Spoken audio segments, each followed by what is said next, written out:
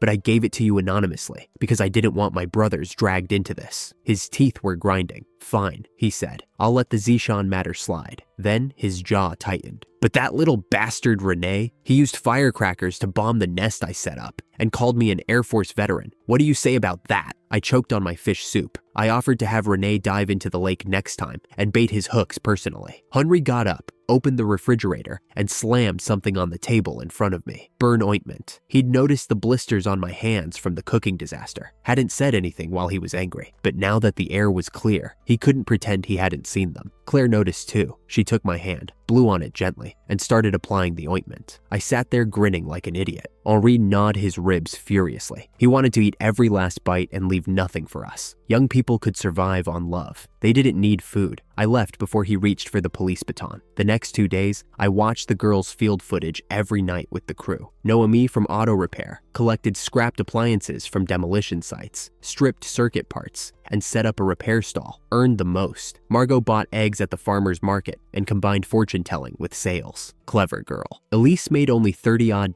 drawing portraits in the square, but when thugs harassed her, she stood her ground with pepper spray and didn't run. Day 2, I deployed the shills. These weren't ordinary obstacles. I designed every scenario from memories of prison, the scams I'd witnessed, the tricks that had destroyed people, counterfeit money swapped for real bills, fake pyramid scheme presentations with photoshopped bank statements and borrowed Rolexes, high-pressure sales tactics pulled straight from police training manuals. 3 girls had their real money swapped for counterfeit bills. The footage showed them crying. Pascal, one of my newer brothers, couldn't take it. "Brother Leon, isn't that too harsh? These young girls?" Remy cut him off, reminded him that Pascal had arrived from the countryside with nothing, scammed at the train station, so hungry he ate tree bark that I was the one who gave him a meal. I didn't respond, just lit a cigarette and let the silence stretch. "Brothers," I said when it burned down to the filter, "if anyone here doesn't want to follow me or disagrees with how I do things, the door is right there. Leave now and I'll give you living expenses." Nobody moved. Pascal was crying, begging not to be sent away. He crawled to my feet and grabbed my trouser leg. I looked at the snot on my pants. "Pascal, you can go. Renee will give you $3,000. Renee counted the money, wrapped it in craft paper, patted Pascal's shoulder. "Brother, take care." What happened next stopped me cold. Pascal threw the money on the ground, picked up a machete from the corner, and before anyone could move, he brought it down on his own left hand. His little finger hit the floor, blood everywhere. The courtyard went silent. "Brother Leon," he said, kneeling in the spreading red, "according to the rules of the Underworld, cutting off a finger atones for a mistake. Please don't send me away." I snatched the severed finger off the ground. "Are you an idiot? You've been watching too many gangster movies? Remember this, all of you, no matter what happens, never hurt yourself." We rushed him to the hospital. Remy drove, secretly wiping his eyes while turning up the air conditioning. Renee bandaged the hand in the back seat. Pascal sobbed quietly into his palm. The operating room lights stayed on all night. Every brother showed up, sat in the hallway, some on chairs, some on the floor. At dawn, the surgeon came out. Reattachment successful, but the little finger won't regain full strength. I slipped a red envelope into the doctor's pocket. "Give him the best medicine." I stood in the hallway after everyone left. This was the old world trying to crawl back in. Triad codes, self-harm as penance, the finger-cutting ritual from Miami films that these kids grew up idolizing. I'd built this crew on loyalty, but loyalty without new rules just recreates the same gang that got me killed in my previous life. Pascal wasn't wrong for being devoted. He was wrong for thinking devotion looked like a machete and a missing finger. We weren't gangsters, not anymore. And every brother who followed me needed to understand that the old code was dead. The next afternoon, the thing I'd feared happened. A blonde thug, one of Thierry's remaining men from Genchi district, showed up at Far East Plaza with a dozen steel pipe-wielding idiots. They surrounded Elise, wanted to drag her away as payback for the pepper spray. 2 of my brothers shielded her behind the peace dove sculpture. One had blood on his cheekbone already. The report came in hot. 12 enemy steel pipes. Our side, 29 light cavalry, batons and machetes, plus 3 Hello Kitty fruit knives that Claire had sponsored. "Leave Wang Meng a roll of toilet paper," I said. He was having diarrhea. Everyone else, 5 minutes. We arrived at the square. The blonde kid was mid-swing when my baton caught his wrist. His steel pipe clattered on the granite. My foot found the back of his knee. He dropped before he even saw my face. 30 dark figures converged from every direction. 3 minutes, every thug on the ground. Elise emerged from behind the sculpture and sprayed the blonde one's face with pepper spray. His snot and tears mixed with his screaming. "Genshi district?" I said. "Thierry is in jail. Who exactly is backing you?" The green-haired one recognized me, whispered to his boss. The blonde kid's pupils went wide and warm liquid spread from his groin. I tied them up in a line, called Henri. "Uncle Fang, Thierry's men retaliated against my company's employees. They've been apprehended, awaiting your review." When Henri arrived, I stuffed the rope into one hand and the video evidence into the other. He stood there looking like an ancient magistrate receiving prisoners and documents. "Uncle Fang," I said, with my most respectful smile, "I've done another good deed. Think the Bureau could get me a banner? I'll hang it up. Get out, or I'll arrest you and play with you for a few days too." I retreated gracefully. Fish delivery day. I dragged Renee to the wet market at dawn. 2 grass carp, 7 pounds each, thrashing in a black plastic bag that leaked all over the municipal bureau's tiles. The early shift officer eating pancakes nearly choked. 2 men in black suits carrying a dripping, unidentified package. He pointed us to the 2nd floor and then grabbed the internal phone. Henri was reading a report on pornography enforcement. I set the leaking fish on his desk corner. Uncle Fang, I said, sprawling on his sofa. I've brought Renee to apologize. Renee bowed deeply. Uncle Fang, it was an emergency. We chose the most righteous person to submit the materials. The old man nearly bit through his pen. You brat, can't you say that quietly? I handed him the Red Star Security registration documents. He flipped through them, scrawled his signature, and threw them back. Take your fish and get out. I didn't move. 5 minutes of him pretending to work while I watched. He cracked first. Leon, what do you want? I laid it out. The training, the fake pyramid scheme, 237 signed contracts in a single morning, not a dollar's taken, the DV footage, the anti-scam evidence, packaged and ready for a public legal education campaign. His face went through every color. Shock, fury, suspicion, grudging admiration he'd rather die than show. Your employee training uncovered a major case. His voice was flat. Leon, are you some kind of born criminal saint? I proposed the first public legal education session at the farmer's market. TV crews, newspaper coverage, a program that didn't exist anywhere in the country yet. And I suggested he let Gerard take the lead, give the old police chief something tangible before retirement. Henri went quiet. Then he told me results on his own case would come in 2 months, told me to keep a low profile, told me the fish was going to the cafeteria because he refused to have his office smell like a wet market. I reminded him on the way out, loudly, in front of 3 officers, that he had pharyngitis and shouldn't cook the fish with Sichuan peppercorns. Renee watched me perform in the cafeteria until 11. In the mirror of the restroom afterward, he shook his head. Brother Leon, are you really going to leave the fish in the police cafeteria? I finally walked into the municipal bureau, legally. I have to show my face. Lunch that day changed everything. Renee and I stopped at a shabby stir-fry place. The owner, Old Dung, overcharged us $120 for 2 dishes and a soup. The shredded pork had 5 strips of meat, all fatty. The braised flatfish was rotten. When Renee complained, Old Dung faked a heart attack on the floor and demanded $10,000. I dragged him to a chair by his collar. Renee had already pressed the record button. We called Louis. 20 minutes later, Gerard arrived with 2 squad cars. The recording pen played back Old Dung threatening us. The crowd cheered. A woman from the food stall threw an egg at his head. At the police station, Old Dung confessed. Then his son-in-law arrived, Brother Jacques. He walked in smiling, looking for his father-in-law. Then he saw me through the glass and his knees buckled. I spun a Parker pen between my fingers. So you're Old Dang's son-in-law, Brother Jacques. The mediation was quick. I didn't want money. I wanted Brother Jacques to understand something. Biaozi, I whispered, leaning close. You want to go in and pick up the soap too? He tried the old line. Calling the police violated Underworld rules. Who's following your rules? I'm a legitimate businessman. On the way out, Renee handed him a copy of the Criminal Procedure Manual. Brother Jacques kicked a can across the parking lot. Then, he told his blonde driver to sign him up for night school. That afternoon, Renee and I went to the Demolition office. The staff scattered like we were carrying plague. The new director, Zhou Ming, leaped to his feet so fast his knee cracked against his desk. He pulled out the contract before I said a word. 25% compensation coefficient, the highest in the city. When Renee opened his mouth to cite Article 19 of the housing regulations, Zhou Ming panicked and added 2 more points. I signed. Zhou Ming practically wept with relief. Then, he dialed his wife and asked her to bring his copy of the criminal law from his study. On the steps outside, Renee flipped through the agreement and laughed. They even calculated the illegal construction based on shop area. The demolition money was finally coming. Every struggle, every fire, every sleepless night. It was about to pay off. Brother Jacques drove to the palace that night. I learned this later. He took the elevator to the 4th floor, where a man called Uncle Marcel sat cutting open a poor tea cake. The incense was sandalwood. The bodyguards wore tang suits and confiscated Brother Jacques' dagger at the door. 3 other blades already lay in the collection box. Brother Jacques placed a $100,000 check on the tea table and told Uncle Marcel that I had broken the rules of the Underworld, that I called police instead of settling things the traditional way, that if this precedent held, nobody would respect the old hierarchy anymore. Uncle Marcel's tea knife plunged into the cake. I didn't know about this meeting, not yet. The old world was gathering in the shadows while I was busy building the new one. Moving day. Aunt Marie's coal stove popped one last time in the courtyard kitchen. Star Anise and Cinnamon drifted to the alley entrance like a farewell. Remy's motorcycle slid to a stop. Everyone's on the way. 20 brothers in black tied furniture onto carts. Renee supervised, fussing over a stack of court transcripts like they were firstborn children. 60 people showed up to carry loads. The courtyard that had held strategy meetings, barbecue nights, Pascal's blood, and 100 arguments about who was washing dishes, all of it reduced to boxes on a flatbed truck. Grandma Dubois sidled over from her general store, clutching a Lucky Charm. "Brother Leon, I heard you're moving to the school?" She glanced at Scarface's scar and shuddered, then asked for my phone number. I gave her a Red Star Security business card. "Call if anyone tries to collect protection money." She stared at the card. Then, she stuffed the amulet into my pocket. "Take this. May the Bodhisattva protect you." She paused. "Don't beat people to death. You'll go to jail in today's society." Old Zhao at the bike repair stall held his wrench in the air like he wanted to say something. Then he put it down and silently went back to work. The neighbors had feared us at first. Scarface's face alone cleared sidewalks. But since we'd settled here, no thugs dared touch Maple Street. The fire and the rescue changed things further. They still kept their distance. The batons on our waists made sure of that, but the hostility was gone, replaced by something quiet and complicated. "Aunt Marie," I knocked on the kitchen window frame. "The new office needs someone to cook." She stirred the last pot of meat. "Can we work long term? I'd like to pay for insurance too." I nodded. She tore off her apron and crumpled it into a ball. "Little snake, help Auntie carry the pickle jars onto the truck." As the sun dropped, the last load was tied down. I stood and raised my glass. "Brothers, the demolition contract is signed. Compensation arrives in days. Today is our last day in this courtyard." I looked at the brick walls, the clothesline where Andre's XXXL shirts used to dry, the kitchen window Aunt Marie had leaned out of every evening, yelling that dinner was ready, the corner where Pascal's finger had fallen. This is a new beginning. Everything bad stays here. We take the lessons and leave the rest. "Cheers! Cheers!" The shout rattled the courtyard walls one final time. We ate fast. I led the brothers toward the gate. A glass marble rolled to my feet. I looked down. Behind the telephone pole, a little girl in overalls was peeking out. Mimi, the neighbor's kid who'd been watching us through the crack in her door since the first week. I pulled out a mini baton, a toy one, rubber-tipped, that I'd bought at the night market for $2. "Mimi, come here. Brother has a gift." Her mother pulled her back half a step, but Mimi's eyes were locked on the baton. I placed it on the stone slab next to a piece of candy, turned around, soft footsteps behind me. When I looked back, the baton was gone. Only the candy wrapper remained on the stone, a voice on the wind. "Thank you, Brother Leon." I grinned. At the alley entrance, I was about to get in the car when the old wooden window shutters began opening. One after another, heads appeared. The grandmother who'd called us too career-oriented, the woman who sold wontons, the repairman who never said much. Old Zhao raised his wrench. "Goodbye, Brother Leon." More voices, overlapping, the whole lane. I got in the car. "Let's drive," I said to Renee. He didn't ask why my voice sounded different. He just turned the key. The Passat pulled away. In the side mirror, Maple Street shrank. The courtyard gate still open, the clothesline empty, the kitchen window dark. We stopped in front of Eastside Vocational High School. Old Mathieu, the security guard, had goji berries soaking in his tea. I tossed him a bag of beiju and braised beef. "Take care of us, Uncle Zhang." He smiled. "Anything you need, Brother Leon." The abandoned building came alive within the hour. Scarface mounted the punching bag in one classroom. Next door, they set up a legal consultation corner with Renee's stolen law library. Claude organized an English learning area. The dusty chalkboard now read Hong Sing Security in white chalk, with Internet Celebrity Development scrawled underneath. I walked through the hallway, broken windows patched with newspaper, fluorescent lights buzzing, the smell of chalk dust and possibility. This wasn't a courtyard anymore. It was a headquarters. I thought about Maple Street, about Mimi and her glass marble, about Grandma Dubois' amulet in my pocket, about Aunt Marie's pickle jars, already being unloaded from the truck by Scarface, who handled them like they were made of glass. The street era was over. Whatever came next would be bigger, cleaner, harder. We'd left behind the scrappy beginning that had forged us, the tight quarters, the shared meals, the neighbors who feared us and then didn't. Somewhere across town, Brother Jacques was sitting in a night school classroom, flipping through a criminal procedure manual. Somewhere on the 4th floor of the palace, Uncle Marcel was pouring tea and calculating. And here, in an abandoned school building that smelled like chalk and wet paint, I was setting up the foundation for everything that would follow. I reached into my pocket, felt the amulet. The Bodhisattva could protect me or not. Either way, I wasn't stopping. The morning after we moved into the school, Andre woke me up by screaming at 6:10. He'd been rotting in that hospital bed for weeks, muscles crawling, bones itching. Now that he was free, the bastard decided the whole company needed to share his joy.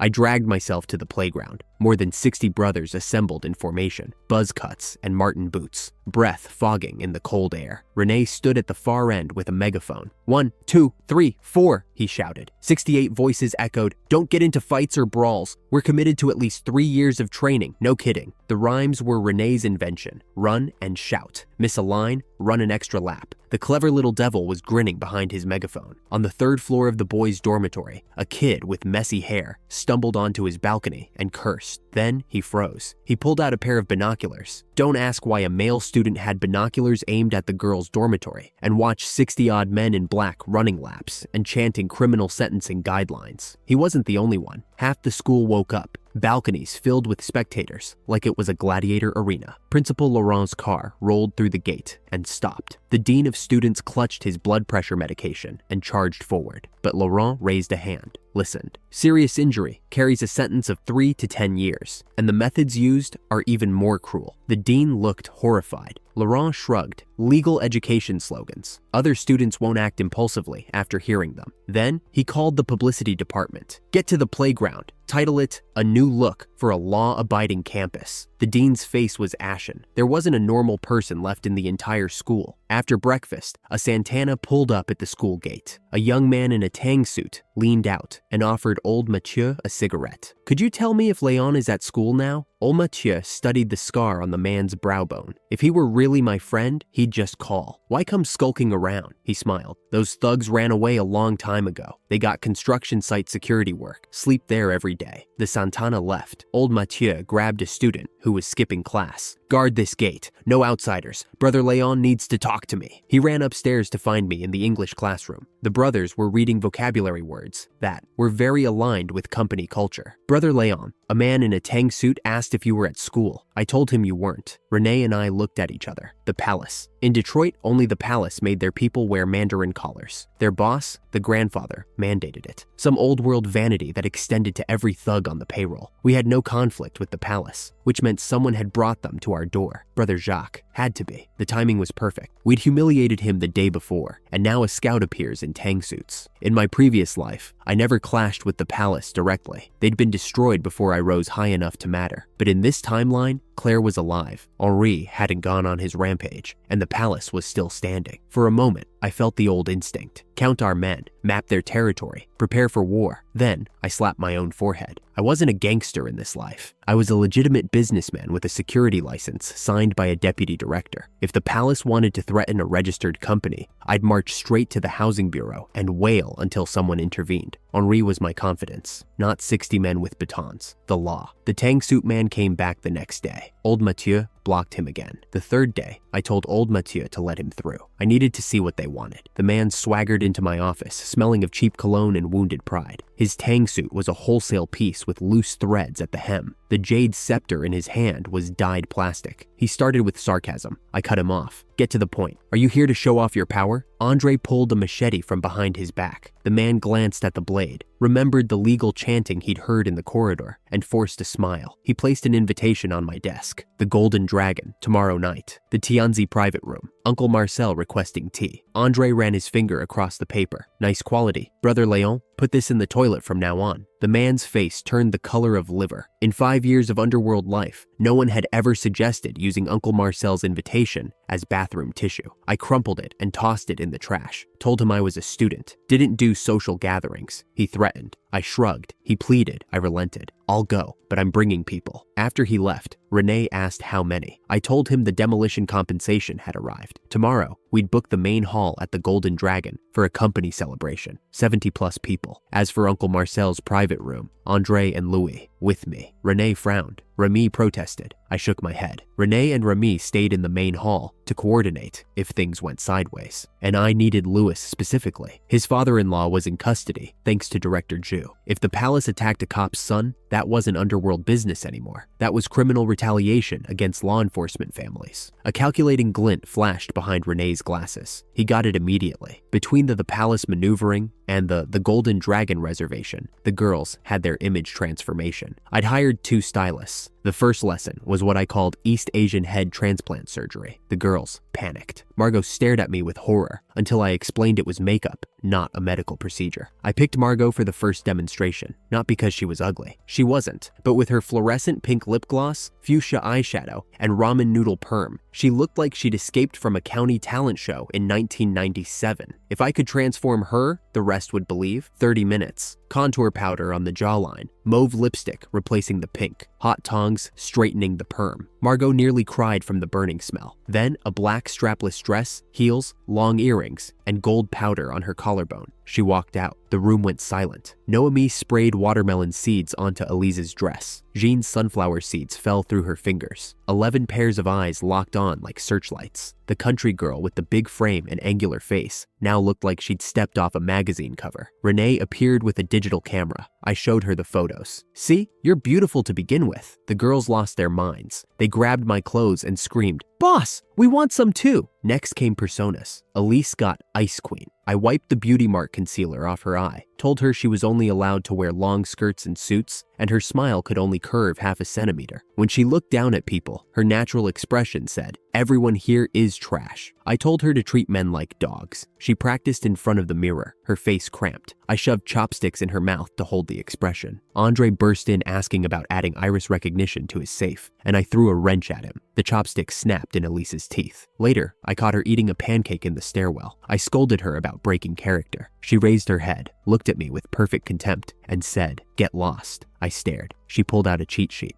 Okay, get lost. Those were the 3 words I'd assigned her. The clever little devil had skipped the first 2 and gone straight for the kill. That same afternoon, Elise asked to see me alone. She wanted an extra room in the rental house I was arranging for the girls. Not for herself, for her sister. Her name was Sophie, 24 years old, never went to school, did housework since she could walk, worked as a waitress in a county town. Her parents collected every dollar of her wages. She'd fed Elisa's education with secret money. The restaurant owner reported a lower salary to the father and saved the difference. Elisa's voice was steady as she told me, but her hands weren't. They gripped the hem of her skirt so hard the fabric bunched. I didn't say anything for a long time. Tragedies in this world tend to look alike. What made Elisa's bearable was the sister who'd spent 10 years making sure one of them got out. I pulled a fountain pen from the holder, wrote fast. "Sign this." She read it. "An IOU, $500,000 at 10% interest, payable within 1 year. If she defaulted, I could dispose of her as I saw fit." Her hands trembled. She'd never seen $500,000 in her life. This was a contract of servitude. Sign it, and she'd have to do whatever I said. But if she didn't sign it, her sister would keep getting beaten. She opened the ink pad, pressed her fingerprint, signed her name. I smiled and handed her my phone. "Call your parents. Tell them you found a great job. The company's organizing a trip. Bring the family, including your sister." She dialed. Her voice was steady. Her lies were fluent. 10 days ago, this girl couldn't look me in the eye. Now she was manipulating her own mother with practiced ease. The voice on the other end cursed for several minutes, demanded to collect Elisa's salary personally. I held up one finger. "Tell them $1,000 a month." Elise hung up, slumped into the chair, like the call had drained every drop of blood from her body. I told her to bring them to Maple Street. The residents had mostly moved out. It was a place where you could cry out to heaven and earth, and no one would hear. A cold smile curved her lips, exactly half a centimeter. I stared at her. That was the expression I'd spent all morning failing to produce. Transformation requires the sacrifice of one's parents to heaven. If I'd known that was the catalyst, I'd have called Mr. and Mrs. Shu on day 1, the Golden Dragon, 6 o'clock. Uncle Marcel arrived early. He sat in the Tianzi private room, surrounded by sandalwood smoke, stroking a Tipet Pixiu, flanked by bodyguards in matching tang suits. The lobby manager fawned. Brother Jacques burst through the door, shouting, and Uncle Marcel silenced him with a raised hand. Serge arrived next, former mentor to Thierry, which made him my enemy by inheritance, still wearing fish scales on his leather jacket from the dock. Downstairs, my brothers filled the peony hall, 60-odd people in fresh buzz cuts and marten boots, accompanied by 11 girls who looked like they'd walked off a film set. The security guards thought we were shooting a Miami gangster movie. A middle school girl ran up to Andre asking for an autograph. He took off his sunglasses and said, "Little sister, do you need your homework signed?" She burst into tears. Her mother dragged her away, muttering about talking to convicts. I left Renee in charge of the hall, took Andre and Louis, and went up. The private room crackled with tension the moment I walked in. Serge fired first, some sarcastic greeting about Officer Xiang. I smiled and said I'd been delayed by anti-organized crime work. The room stared. Uncle Marcel, Brother Jacques, Serge, all frozen. A gangster claiming he was delayed by anti-gang operations. Serge slammed the table. Uncle Marcel raised a hand. Food first. I helped Andre with an Australian lobster. Got Louis 2 hairy crabs. Brother Jacques mocked us as starving ghosts. I pressed my hand on the turntable and looked at Uncle Marcel. "At this dinner party, you won't even let us eat a hot meal?" Uncle Marcel glared at Brother Jacques, told him to shut up. turned to me with practiced calm. He made his case. Underworld rules. Calling the police was out of bounds. I played innocent, told him I was just a student. What else was I supposed to do? They attacked me first. He said cooperating with police violated the code. I said cooperating with police was every citizen's duty. He pushed teacups toward me and Brother Jacques. A peace offering. Drink and let it go. Brother Jacques tilted his head, refused. Serge egged him on. Uncle Marcel's patience cracked. He slammed a soup ladle into the duck broth and told them if they didn't want peace, they could fight it out at Eastside Grand Stage. It was a bluff. He was certain Brother Jacques didn't have the nerve, but Serge did. He slammed his fist on the table and stood. Fine, let's fight. Brother Jacques' face drained of color. He'd wanted someone else to solve his problem, not an actual brawl. Uncle Marcel talked Serge down, but the room was toxic now. Brother Jacques demanded I write a letter of understanding. I told him if he messed with me again, I'd call the police. He flipped the table. Soup went everywhere. Andre blocked my body. Louis was a beat too slow. A porcelain shard caught his forehead. Blood hit the tablecloth. Serge shouted for his men to block the door. Andre elbowed one in the chest, used another as a shield, and kicked the third into Uncle Marcel's lap.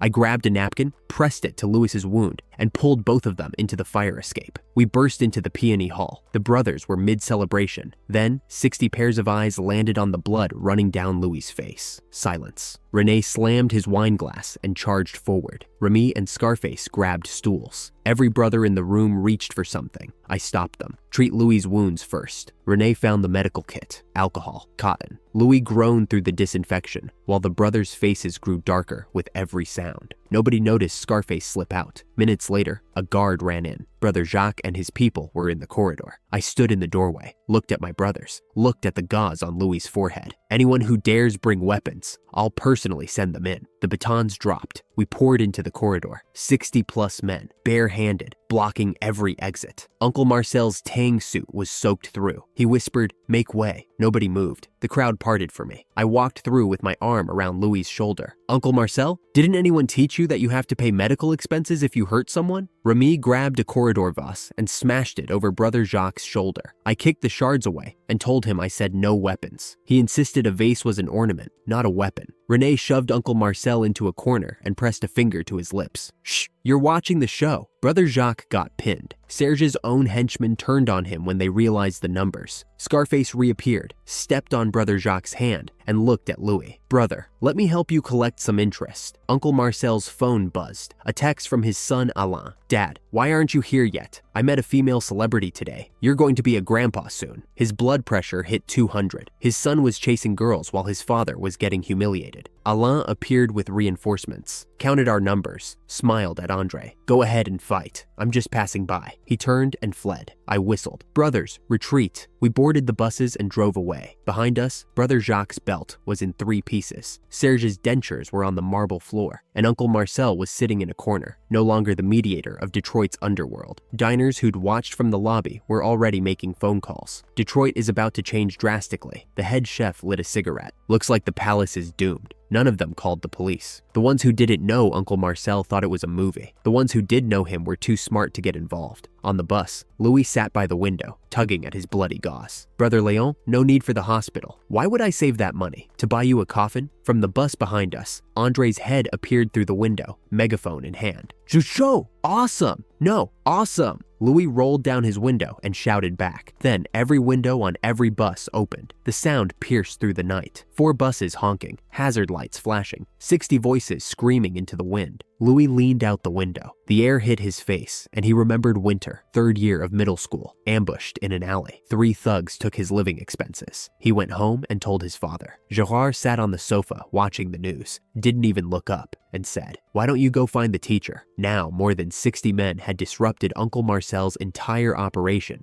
because of a cut on his forehead. He thought joining this crew was a gamble, a way to leverage his father's connections and climb. But these rude, loud, swearing men in their cheap boots, they were more genuine than every well-dressed person he'd ever known. He stuffed his head back inside when I yanked his collar. "If you peek out again, I'll tie you to the seat." Remy threw a rope from the back. "This works better than Brother Leon's hands." The idiot actually tied himself to the handrail. At the hospital, the doctor said 3 cosmetic stitches would do. Rene slipped him a red envelope and told him no scars. Louis grabbed the doctor's arm. 5 stitches, thick black thread. Leave the ends sticking out. I kicked his stool. What the hell are you doing? He looked at me with a clarity I hadn't seen before. If my dad sees that his son needed 5 stitches from gangsters, would a station chief pretend to be blind? He was right. Henri couldn't get involved without attracting suspicion. But Gerard, a father whose son was attacked, that was clean. That was personal. That was a cop doing his job. Renee dragged the doctor outside so Louis and I could talk. I drew a pyramid on the medical record, Dominique at the top, the circus owner, Uncle Marcel in the middle, the animal trainer, the palace's foot soldiers at the bottom, the dogs, Brother Jacques outside the circle entirely, a stray. We don't fight the circus owner. We tell him his animal trainer is letting strays into the venue and pocketing the ticket money. Louis's pupils constricted. You want to use Dominique to destroy Uncle Marcel. When the trainer loses power, the dogs will scatter. When a whale falls, everything comes to life. I patted his shoulder. Tell your dad to hold on a few days. The system will match us with the right opponents. The doctor sewed 5 ugly stitches, left the thread ends poking out like centipede legs, and tied a bow over the gauze. Andre burst in saying Uncle Marcel had been spotted at the hospital. Car accident. Scarface's handiwork with an awl and a tire. Confessed at the wonton stall later, with the smugness of a man who'd changed 50 tires at a car repair shop. He'd also pried off Uncle Marcel's Mercedes-Benz hood emblem and gifted it to Louis like a war trophy. I slammed Scarface against the wall. Who gave you permission to act on your own? He flinched. I let go. Looked at everyone around the wonton stall. From now on, no one acts alone. Things are different now. We can't let any brother get left behind. Louis pocketed the emblem. The sharp edges pricked his thigh through the fabric. He nudged Scarface's shoulder. Thanks, snake bro. Call me next time you break a car emblem. Andre pulled a Swiss Army knife from God knows where. Take me too. I can remove the steering wheel. I slapped his head. Do you think I run a junkyard? I drove Louis home. Told him to let me handle the father. He opened the front door. Gerard and his wife were on the sofa watching Detective D. Louis pinched his thigh, burst into theatrical tears, slid to his knees across the living room floor, and wailed, Dad, Brother Jacques and his men ambushed us. They beat us to death. The bow tie on his bandage flopped sideways. His mother rushed over. His father nearly kicked him on reflex. I walked to the coffee table with the medical record. Uncle Jules, I'm sorry. This is what happened. Gerard took the record, read it, asked if Brother Jacques had really started it. Then he looked at me with eyes that had spent 30 years reading criminals. Come to the study. The study had a calligraphy scroll on the wall. Tranquility leads to far-reaching influence. Yellowed from years of hanging. A man who preferred stability, disliked change. The hardest kind to recruit. He offered me a cigarette, sent Louis away to change. His wife brought tea and left without a word. Silence. He smoked. I smoked. Neither spoke first. I finished my cigarette and laid out the truth. Our side had fought back too. I couldn't file a police report without implicating my own brothers. The living room performance was Louis's idea, not mine. Gerard's smile vanished. He slammed his fist on the desk. So you're using me as a pawn because you can't follow proper procedures, and my son staged a self-inflicted scene for you? Leon, you're really something. I didn't flinch. I explained the full picture. Uncle Marcel was Dominique's lieutenant, who'd been taking side jobs. If we could get Dominique to see the betrayal, the old man would break his own dog's legs. All I needed was for Director Ju to hold off the palace for a few days, within reasonable bounds. He laughed, cold. Have you considered that if Dominique finds out you set this up, he'll crush you too? I hadn't. Not fully. In my previous life, I'd been the pawn, not the player. I lowered my head. I was oversimplifying. Gerard leaned back, flicked ash, and then, with the patience of a man teaching a child to walk, he taught me. I only need to inspect fire safety once. A middleman will naturally invite me for tea. I'll mention everything about Uncle Marcel's betrayal during that conversation. He lowered his voice. Do you think Dominique trusts me? A police director? Or some messenger you found on the street? A cold sweat broke down my spine. He'd taken my clumsy frontal assault and turned it into a whisper, killing without confrontation, using his position as the blade. No wonder people said the smartest operators were inside the system. He stood, patted my shoulder. It's late. Go home. At the door, he added, Eastside is being evaluated as a model public security unit next month. Submit the materials. I grinned. Yes, uncle. Gerard opened his study door. Something warm bumped against his leg. Louis, still in the blood-stained hoodie, crouched by the door like a guard dog, eavesdropping on every word. The old man stomped on his son's foot. Go see your brother off. I'm not your father. I left. Louis walked me to the door and didn't go back until my taillights disappeared. Inside, Gerard sank into his recliner, took 2 blood pressure pills, looked at the family photo on the nightstand. He and his wife, holding a 5-year-old boy in an oversized police uniform, 2 front teeth missing, saluting the camera. "You brat," he cursed. Then he laughed. He went to Louis's room, found his son struggling to peel off a hoodie stuck to the wound.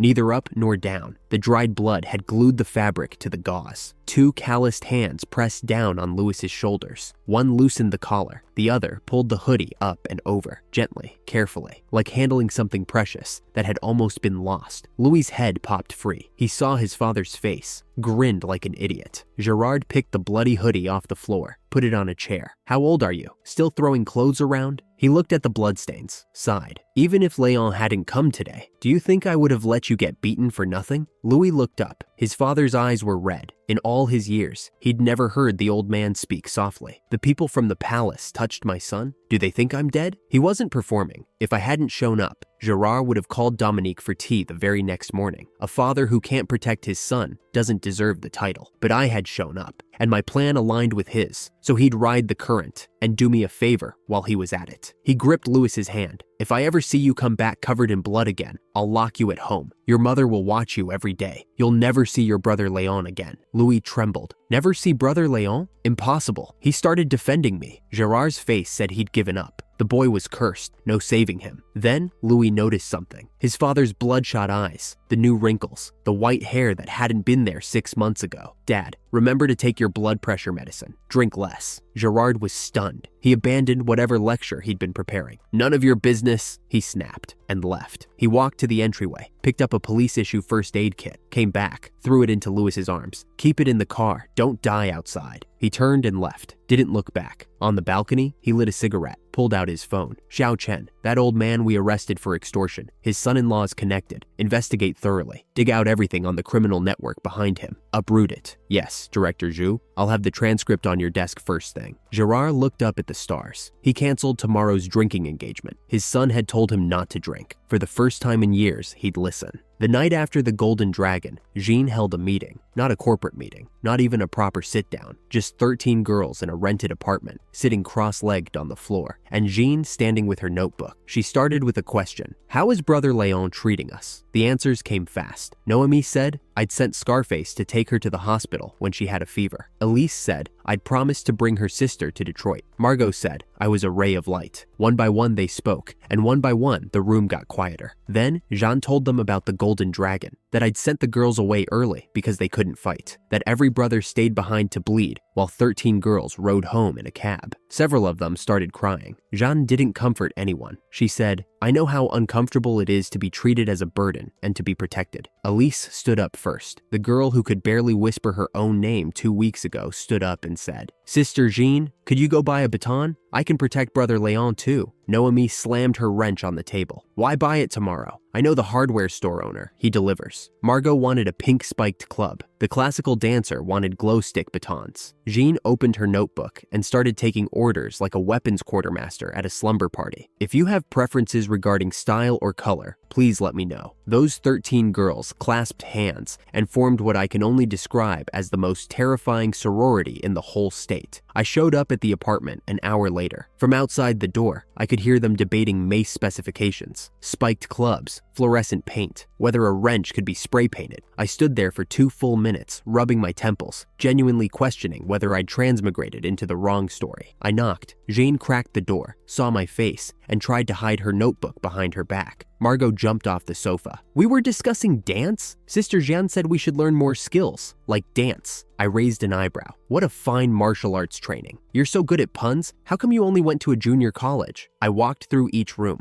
My main concern was Noemi. That girl could modify plastic into iron and glue into welding. If I didn't intervene, she'd have the whole apartment producing siege equipment by Tuesday. Thankfully, nothing lethal. Not yet. Then, Jean noticed the brown stain on my jacket. Louis's blood, dried into the fabric from the night before. Her voice trembled. "Brother Leon, your clothes?" Every girl locked onto the stain. I told them it was Louis's nosebleed. They didn't believe me. 12 pairs of eyes went wet simultaneously. Jean pulled me aside. "We know we won't be as good as Red Star's brothers, but if one day our brothers are gone, who will protect us?" She was right. Uncle Marcel would retaliate after the Golden Dragon. If they found Bright Future, the girls would be targets. I gave them the list, told them Andre would come train them the next morning. Since they couldn't match the brothers' strength, they'd learn technique. I held up 3 fingers. No skipping training, no arranging fights in private, and I looked at Noemi's rhinestone-encrusted wrench. "Throw this damn thing away." They saluted in unison. Loyalty. Every single person around me was contagious with insanity. What happened next was beyond anything I could have predicted. Andre showed up at Bright Future the next morning, carrying a box of spray guns and a weapons list he'd spelled half the names wrong on. He called Margot, Margot. He called Elise, the one whose name sounds like she works in a palace. Renee had to shove Elise forward because she didn't realize Andre was butchering her name. But while the tiger was handing out customized batons, the real revolution was happening behind closed doors. Juliet, the chemistry major, had spent the morning at the condiment wholesale market. She came back with bird's eye chilies, medical alcohol, and spray bottles. In 2 hours, she'd extracted capsaicin concentrate strong enough to make Andre's fingers burn on contact. "Biological weapons!" Andre screamed, waving his hand. Renee leaned in to sniff the beaker. His face erupted in snot and tears. But the worst part was the acupuncture dummy in the corner. Celine, whose grandfather was a traditional Chinese medicine doctor, had brought in a training mannequin with silver needles stuck in its temples. Pressure points that made people go numb or cry for a day. When I arrived after lunch, the first thing that happened was Margot handed me a cup of goji berries soaked in what turned out to be chili concentrate. I spat it across the room.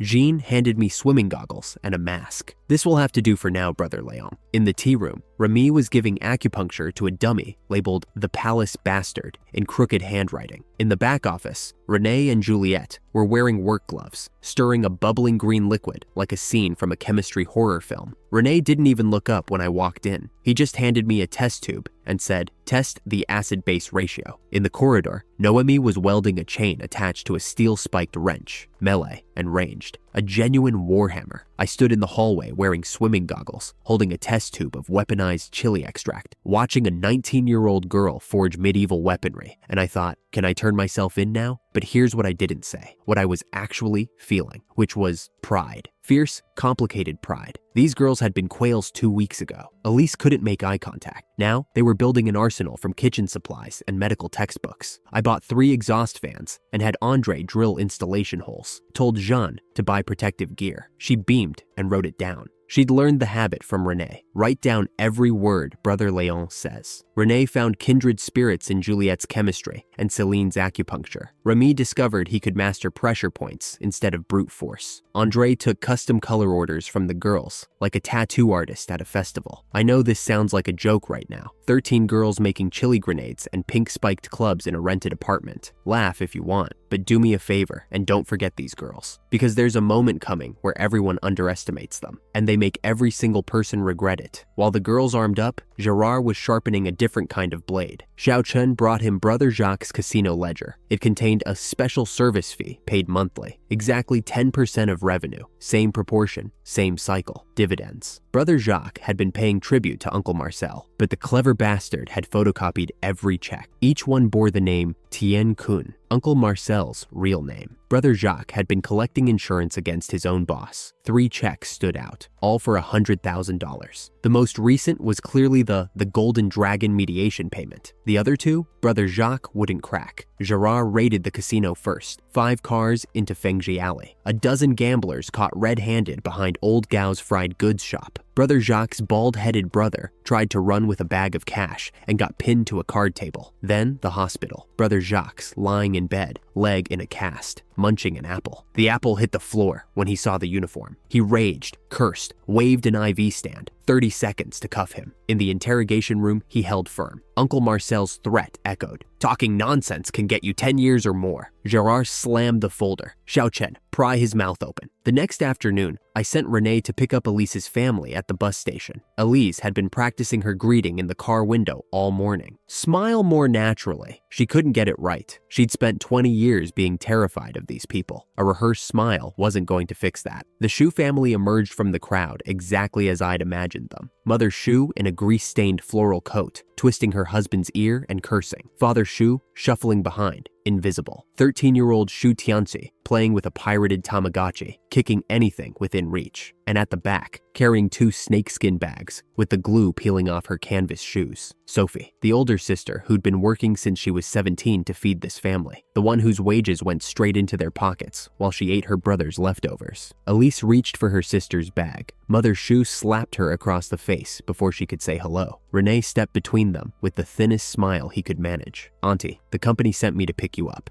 President Xiang has booked a private room. They drove to Maple Street, the old neighborhood, our old neighborhood, now condemned and empty, bricks covered in green mold, the echoes of 100 families replaced by silence. Mother Shu complained the whole way. Father Shu stared at the Passat's interior and swallowed hard. Shu Tianxi kicked the car door and demanded KFC. When Renee slammed the brakes at the alley entrance, the kid nearly flew through the windshield. I wish I could say that was an accident. I was waiting inside, cigarette lit, Andre behind me, smoke filling the room. Elise introduced her family. Andre immediately called the younger brother Shu Beta because he'd confused the name with the cartoon. I wanted to slam my head into the table. I told Mother Shu her daughter owed $500,000. Performance-based contract, failed deliverables, joint guarantee, their whole family, flesh and bones, was collateral. I snapped my fingers. 20 men in black filed through the door. Mother Shu's first instinct was to trade her daughters. You can have this brat too. Sell their blood or their bodies. Just let us go. Elise and Sophie stood frozen. They'd known their parents didn't love them. They hadn't known the abandonment would be this instant. When I floated the idea of taking Shu Tianxi's kidney, the 13-year-old howled like a slaughtered pig. Mother Shu kowtowed. As long as Tianxi is not touched, we'll do anything. That was the sentence I'd been waiting for. I pushed an insurance policy across the table. Accident coverage. Elise as beneficiary. If either of you dies, you can pay off your debts. Mother Shu tore the policy to shreds. I smiled. How interesting. Told Renee to lock them in for the night. 3 locks. The condemned building. The family that had beaten 2 daughters for 20 years. Trapped in the dark, with nothing but their own cruelty for company. What happened inside that room is something Elise told me later. Father Shu slapped at her the moment the door closed. She dodged, pulled the spray bottle from her pocket, and emptied capsaicin concentrate into his face. He screamed, squatted, clawed at his eyes. Mother Shu charged. Sophie tackled her around the waist. While her mother struggled, Elise adjusted her stance, aimed, and sprayed again. 2 parents writhing on the floor. Shu Tianxi hiding under the table, crotch soaked, for the second time. Elise stood over them with an unprecedented light in her eyes. She smiled at her sister and held out her hand. Sis, they're not invincible. Look at them. Don't they look like dogs right now? Sophie reached out, grasped her sister's hand. Then, Elise pulled out the silver needle box. The needles Celine had soaked in Air Jingtiao chili extract. She handed one to Sophie and walked toward Shu Tianxi with the thickest needle she could find. Be good, she said. I'll just prick you once. I'll be gentle. Was it justice? Revenge? Torture? I still don't know. Still don't. But I know what it was for Elise. It was the first time in her life she wasn't afraid of the people who'd hurt her. The mountain that had crushed her for 20 years turned out to be made of paper. By morning, Mr. and Mrs. Shu had signed everything. Severance of parental relations, household registration transfer, consent forms. Their fingerprints pressed into red ink pads with trembling hands, while their son clutched his kidneys in the corner, convinced they might vanish. I tossed the household registration booklet into Elisa's arms. The biggest problem is solved. Now go back to work. Sophie stood in the yard, looking at me, then at her sister. The realization hit her slowly. Were all of this a lie? Elise put her arm around her sister. Yue is a good person, but those 2 aren't our parents anymore. We have nothing to do with them. I offered Sophie a job in the cafeteria, $500 a month, room and board included. She knelt on the ground. Tears hit the dirt. I couldn't watch that. I walked out with a cigarette and let the morning air wash the smoke from my lungs. Scarface drove the parents to the bus station. Mother Shu hesitated at the ticket hall, suspicious, muttering about something she'd overheard from the brothers. Father Shu pulled her inside. Even if they suspected the truth, what could they do? They'd signed everything. The daughters were free. That same afternoon, I spotted the Santana again. Emile, Uncle Marcel's man. He'd been tailing us since the day after the Golden Dragon, the same kid who'd delivered the invitation in his wholesale tang suit. Scarface noticed him in the rearview mirror. Andre wanted to jump out and remove the tires. Renee started reciting Article 76 of the Road Traffic Safety Law. I grabbed Andre's collar and told Scarface to drive to the market instead. We bought shrimp and a fish head, while Emile skulked behind us in his hat and mandarin collar, getting spat at by a seafood vendor for blocking the aisle without buying anything. The man's dignity was evaporating by the minute. Back at school, Renee spread Emile's file on my desk. Emile, 23, 5 years under Uncle Marcel, an 18-year-old sister with congenital mitral valve malformation who needed surgery they couldn't afford. Monthly medication draining every $1 he earned. Uncle Marcel had promised him success 5 years ago. In 5 years, the sister's medical records got thicker, and Uncle Marcel's mistresses changed 3 times. Now listen, I know what you're thinking. Enemy spy, tailing us. Should I break his legs and send him back as a message, right? That's what any normal boss would do, but I didn't do that. And what I did instead, it's going to flip this entire war on its head. So stay with me. I sent Andre to fetch him. The tiger swaggered to the Santana with chili oil on his fingers and slapped a greasy handprint on the window. Emile's snake game crashed into the wall. Andre held up a spicy strip and grinned. Hungry after following us all this way? Here, have some. Then, he pulled out his baton. What? You won't listen to reason, so you want force? Hurry up.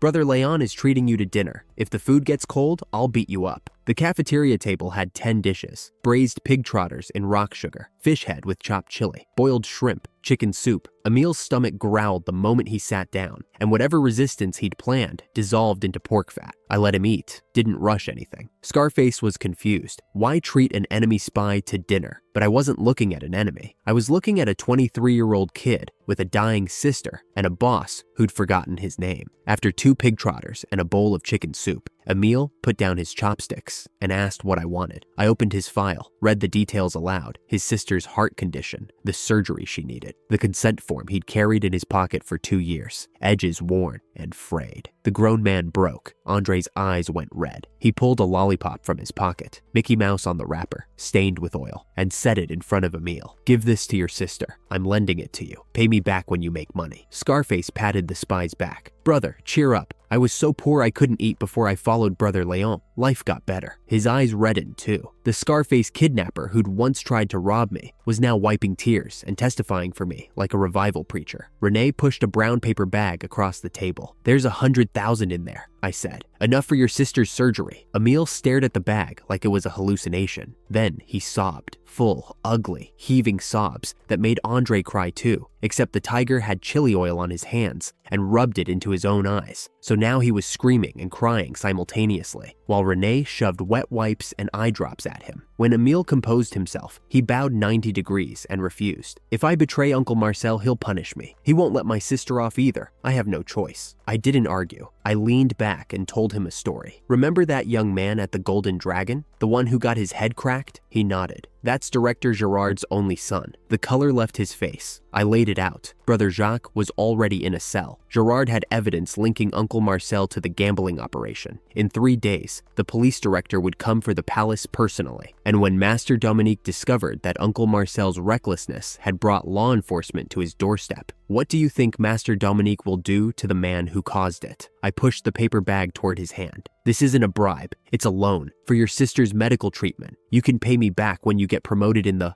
palace. The word promoted hung in the air. He understood. I wasn't asking him to betray Uncle Marcel. I was offering him a way up. If he went to Master Dominique claiming to beg for Uncle Marcel's rescue, he'd appear loyal. But if Master Dominique was shrewd enough to pry the real story from a stuttering, frightened underling, well, that wasn't Emile's fault, was it? A loyal man who talked too much under pressure was still loyal, just not very smart. And powerful men loved useful idiots they could trust. Emile stuffed the paper bag into his pocket. What does Brother Leon need me to do? I told him to report my movements tomorrow. Tell Uncle Marcel I was leaving school at 6:30 with only Renee. A small car, easy target. Then, after whatever happened next, run to Master Dominique with torn clothes and blood on his face, begging for help. Remember to fall a few times and rip your clothes when you run to Master Dominique, I added. Make it look real. After Emile left to tell his sister the news, Renee asked me how I'd known the spy would accept. A person who truly wants to save their loved ones will desperately grasp at even a straw. Andre raised his head from the remains of a chicken carcass. Following Brother Leon is a million times better than following that old geezer. Emile is incredibly lucky. Every head in the room nodded. I let them have that moment. They'd earned it. Morning run. 68 brothers in formation, chanting criminal statutes. Claude had added bilingual repetition. The freshman at the back of the line looked physically distressed. Scarface took off his jacket, revealing the scar on his shoulder. A freshman asked about it. Last year, I got into a fight. He caught my eye. His tone shifted instantly.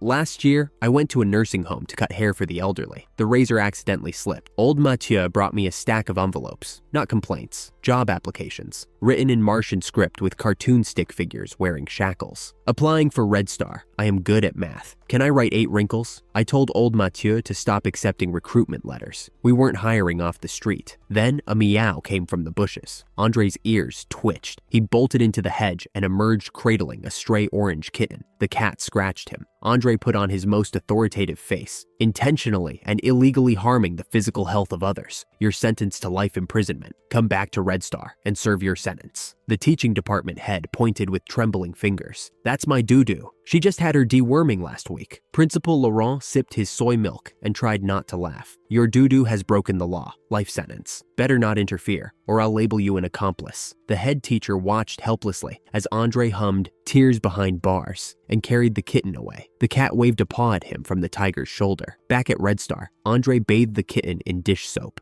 Don't move. Assaulting a police officer is an aggravating circumstance. He cut 2 stainless steel signs with a cutting machine. One read, Red Star Detention Center, number 001. The other read, currently on medical parole. Then he named the cat Petit Tigre. The cafeteria went silent. Rene gripped his book so hard the spine cracked. Remy's whittling stick snapped in half. Andre lifted the kitten, blown dry into the shape of a dandelion, and declared, It's too thin. It needs to eat from a pot. Once it gets fat, it'll be as strong as me. I accepted the new recruit. What else could I do? The tiger had already made ID badges. That evening, I brought pastries to Gerard's house. Sophie had baked them. Flaky, sweet, wrapped in oil paper. Louis met us at the building entrance, gauze still on his forehead, and sniffed the box like a retriever. My dad has 10-year pour upstairs. Perfect pairing. I grabbed him by the collar. Stop stealing your old man's tea. In the study, Gerard poured tea and briefed me. Brother Jacques' ledger revealed the monthly tribute to Uncle Marcel, but the old fox wouldn't crack on the 2 mystery checks. Gerard sensed something deeper, a buried connection between Brother Jacques and Uncle Marcel that went beyond gambling money. I leaned forward. I haven't heard that Uncle Marcel and Brother Jacques are close. There must be something they need to hide. That's why it's strange, Gerard said. The interrogation room lost power 3 times last night, but Biaozi still wouldn't budge. He stared at me. Be careful lately. I have a feeling. A knock at the door interrupted him. Louis went to answer. I'll get it. Tiger, use Iori Yagami. He's amazing. The door opened to a dozen men with steel pipes. The lead thug shoved Louis into the shoe cabinet. Where's Leon? Andre was off the couch before the words finished. His baton whistled, steel met steel, and the thug's hand went numb. Remy swept 2 men's legs from behind. Rene crept along the wall and jabbed his upgraded baton into a thug's pressure point. The man screamed like a pig. Scarface was surgical. Every strike targeted a nerve cluster, and every nerve cluster had been coded in Juliet's formula. 2 or 3 thugs dropped their weapons just from the burning. The living room became a battlefield. Ju's mother screamed from the kitchen doorway. Gerard burst out of the study and roared, I am Gerard, the police station chief. Stop! The lead thug spat on the floor. You're the station chief? Then I'm the bureau chief. A steel pipe swung at Gerard's skull. I pulled him back. The pipe grazed my nose. Then Uncle Marcel walked in. He'd been waiting in the car downstairs, impatient. The moment he stepped into the apartment and saw Gerard holding his police ID, the old man's face went the color of ash. Before he could call his men off, a thug, circling from the side, swung a vase at the back of Gerard's head. I turned and shoved the director aside. The vase exploded on my shoulder, porcelain shards, blood soaking through my white shirt. Uncle Marcel collapsed to the floor, not from a hit, from the realization that he'd just led an armed assault on a police station director's home in front of witnesses, with his own face visible to everyone in the room. The trap had closed, 7 stitches at the hospital. The doctor noted my old scars and suggested a disability assessment. Andre waved a payment slip and complained about not having medical insurance. Louis was in the corridor cleaning a stray cat's ears with a cotton swab. The doctor recommended he see a psychiatrist. At the wonton stall behind the hospital, I bought 7 bowls with eggs. The 2 young officers who'd accompanied us sat bewildered, trying to understand how a group of teenagers knew every nurse, every doctor, and every food vendor within a block radius of the emergency room. Andre stole eggs from Louis's bowl. I ordered 4 more bowls. René whispered about a meal. I told him to eat his wontons. Gerard called Louis and told him to stay at school for a few days. The old fox was about to move, and he wanted his son nowhere near the blast radius. On the other side of the city, a Santana crashed into a stone pillar at the entrance of the palace. Emile stumbled out with blood smeared across his face. He'd cut his own arm and painted himself like a horror movie extra. Commitment to the role. I need to see Master Dominique. Something happened to Uncle Marcel. The security guards didn't delay. 5th floor, carpeted corridor. The office Emile had never seen before. Master Dominique sat behind a tea table. Purple clay teapot, steam curling from the spout. His little finger was missing a section. Old gang wound. Emile played his part, stammered, sweated, refused to speak. A teacup shattered against the wall by his ear. 2 men in tang suits pinned him to the floor. A dagger pressed against his neck until blood seeped from the collar. Then, only under maximum pressure, he broke. Uncle Marcel led his men to smash up Gerard's house. Master Dominique's expression transformed. He pried more. Emile gave him everything, carefully curated. Brother Jacques' tribute payments, Uncle Marcel's side deals, the beating at the Golden Dragon, the assault on the director's home, all of it framed so that Uncle Marcel looked like a rogue lieutenant running unauthorized operations for personal profit. Biaozi gives Uncle Marcel a share every month. He slips him checks when things get done. Master Dominique's eyes went cold. Checks, side profits, a subordinate building his own empire behind the boss's back. This was the one thing men like Master Dominique could never forgive. Not violence, not stupidity, disloyalty. He sent someone to collect Uncle Marcel's wife and children, not to protect them, to hold them, insurance. Then his phone rang. His man Felix confirmed. Uncle Marcel had indeed led thugs to beat up young men at the Golden Dragon. Multiple witnesses. Master Dominique crushed his cigarette. He'd save Uncle Marcel, had to, for appearances. But the old lieutenant's days were numbered. And Emile, the trembling, bleeding, seemingly foolish underling who'd crashed through the gates to beg for his master's rescue? Master Dominique looked at him and saw exactly what I wanted him to see. A loyal dog, not too bright, trustworthy enough to keep around. Take him away and treat his wound, Master Dominique said. Emile grabbed the boss's trouser leg one last time. Master Dominique, what about Uncle Marcel? A kick sent him sliding across the carpet. I will save Akun. The performance was flawless. At 11:27 that night, Gerard checked his watch. He picked up his walkie-talkie. Group 1, block the front and back doors. Don't let anyone escape. Group 2 and 3, come in with me. Move out. Police buses surrounded the palace. Xiao Chen hit the lobby first, grabbed the manager's wrist with snake-catching pliers borrowed from the fire department, and shouted, "Police inspection, hands on your heads." The manager tried to claim legal operation. The officers found a stun gun and a dagger on the security guard. That argument died fast. On the dance floor, laser lights flashed and bass thumped. Xiao Chen's team crossed through the crowd and surrounded the DJ on stage. The man in sunglasses looked up from his turntable into a wall of riot shields. Turn off the sound. Upstairs, on the 5th floor, a man in a tang suit burst through Master Dominique's door. The police are here to investigate. I wasn't there. I was at school, sitting in my office with 7 stitches in my shoulder, listening to Andre and Louis argue about video games, while Petite Tigre slept on my desk with her detention center number 001 tag around her neck. That was the whole point. The raid was a police operation. Gerard's name on the warrant. Gerard's men through the doors. Gerard's evidence in the file. My hands were clean. My face was nowhere near the scene. Uncle Marcel's organization was being dismantled by the law, and the law had been given every tool it needed by a spy I'd converted with chicken soup and $100,000. In the detention center, Brother Jacques stared at the new arrivals being processed. A dozen men, then a familiar face leading them. The 2 old enemies locked eyes. "What are you doing here?" they said in unison. Uncle Marcel looked at Brother Jacques' cast. Brother Jacques looked at Uncle Marcel's handcuffs. Neither of them had an answer that would help. I found out the details later. later, Gerard's raid netted 18 arrests, illegal weapons, unlicensed entertainment operations, evidence of organized criminal activity. Uncle Marcel's lieutenant network was gutted in a single night. Master Dominique was not among the arrested. He'd been on the 5th floor, yes, but his lawyers arrived before the officers reached his office. He walked out the next morning, untouched. The raid had cut off his arm, but the head was still attached. That was fine. Master Dominique wasn't my target. Uncle Marcel was, and Uncle Marcel was done. The man who'd sat behind his tea table, slicing puer with a tea knife, who'd sent his son to chase Alisa, who'd organized coalitions and hired northern thugs and planted spies in my organization. That man was now sitting in a cell next to the casino operator he'd been secretly bankrolling. I stood on the roof of Red Star's building and smoked. Below me, the campus was quiet. The dormitory lights were off. The freshmen had stopped gawking at our morning runs. Somewhere in the cafeteria kitchen, Sophie was prepping breakfast for 60 brothers. Somewhere in the girls' apartment, Jean was updating her weapons notebook. Somewhere in a hospital room, Emil's sister was being scheduled for surgery. And somewhere in the palace, Master Dominique was smoking too, thinking about the lieutenant he'd lost, the operations he'd need to restructure, the young man at Eastside Academy whose name kept appearing in every report. He didn't know my face, didn't know my voice, but he knew the shape of the damage I'd caused, and I knew,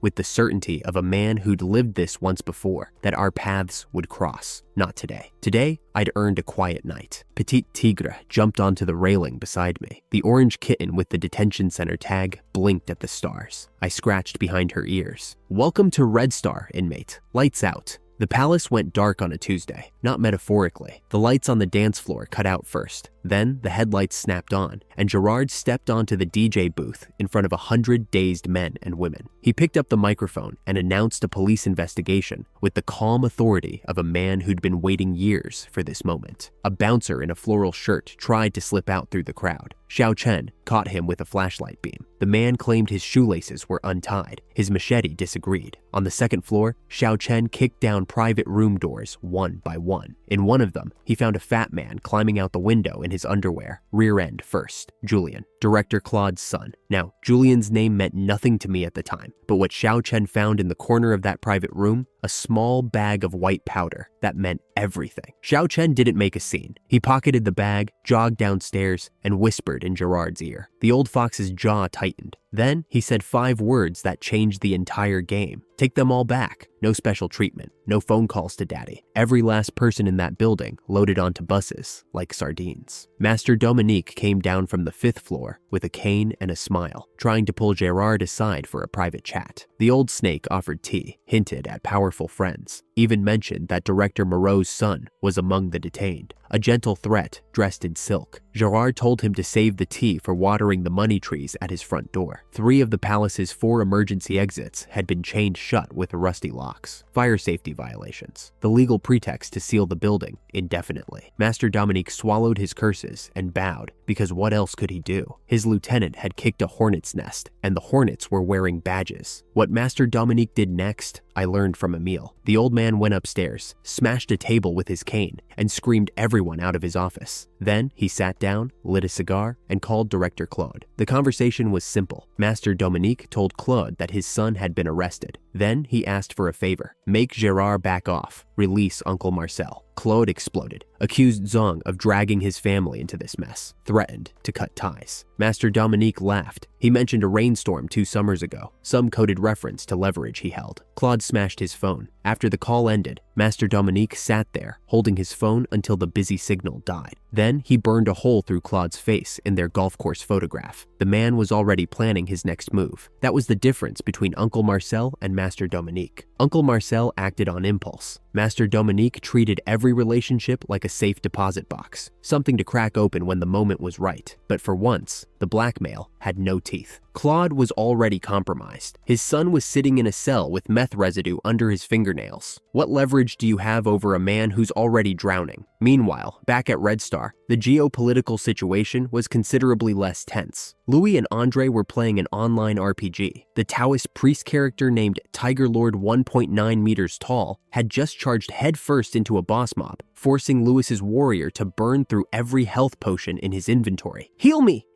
not the monster. Why are you standing in front of the monster? Louis slammed his keyboard, face crimson. In the next office, Rene shook his head and laughed. He'd been Tiger's in-game partner once. The experience had left him emotionally scarred. He composed himself and briefed me. Gerard had taken 2 busloads of people from the palace. Master Dominique had tried to negotiate at the door. It hadn't gone well. I tapped my fingers on the desk, listening to Louis's distant screaming about healing priorities. I hadn't expected Gerard to move this aggressively. The old man had finally stopped hiding in his shell. Talk to Louis more, I told Rene. Don't let him upset his father. From the other room, you died again? A Taoist priest who charges the boss? What kind of healer are you? Some wars you win with strategy. Others you win by letting your enemies self-destruct, while your best fighters argue about video game tactics. I texted Emile, a fake message about a phone bill, our agreed code. He called back from a back alley behind the palace. The kid had done well. He was cleaning garbage from fire escapes on Master Dominique's orders, acting like a loyal grunt. But he had one more gift for me. Claude's son was in a private room, Emile whispered. When they took him away, his pants were wet. I told him to stay invisible and hung up. Then I drew 4 circles on a notepad. Claude, Master Dominique, Uncle Marcel, Brother Jacques. They were connected. I could feel the shape of it, but I couldn't see the whole picture yet. Claude's son doing drugs at the palace meant Claude was the political umbrella. That was the missing link. The palace wasn't just Master Dominique's nightclub, it was Claude's playground. That night, Gerard, Louis, and I went to Henri's apartment. The 3 of us performed like a traveling theater troupe. Gerard went first, recounting how the palace thugs had invaded his home, how I'd protected his family, how his station had been under siege. He crumpled his empty cigarette pack for dramatic effect. Then it was my turn. I pinched myself until my eyes watered, opened my collar to show the gauze, and coughed at strategic intervals. 7 stitches. The boys were all injured. Poor Louis got a concussion. Louis shuffled forward and lifted his bandage to show a wound that looked, honestly, like a dog had chewed on his forehead. His father kicked him before he could finish his sentence. Henri shut us all up with a tap on the coffee table. Then he listened. When Gerard mentioned Julien and the white powder, the old detective's eyes sharpened. Is it confirmed? Gerard called Xiao Chen on speakerphone. Positive urine test. Powdered methamphetamine. Henri made one phone call. Inspector Favre, captain of the anti-drug squad, answered with a roar that could have shattered the receiver. When he heard it was the deputy director, he went from cursing to saluting in half a second. Take your people to Zhangjiang police station now. Claude's son. Solitary confinement. Everything recorded. Just like that, Julien was transferred out of any local officer's jurisdiction. Once the anti-drug squad had him, Claude's entire playbook of favors and phone calls became worthless. You can't bribe your way out of a federal drug investigation. We were barely on the road home when my phone rang. Caller ID, Tiger. My stomach dropped. Midnight calls from Andre usually meant blood. Bro, came the laziest voice in the whole state.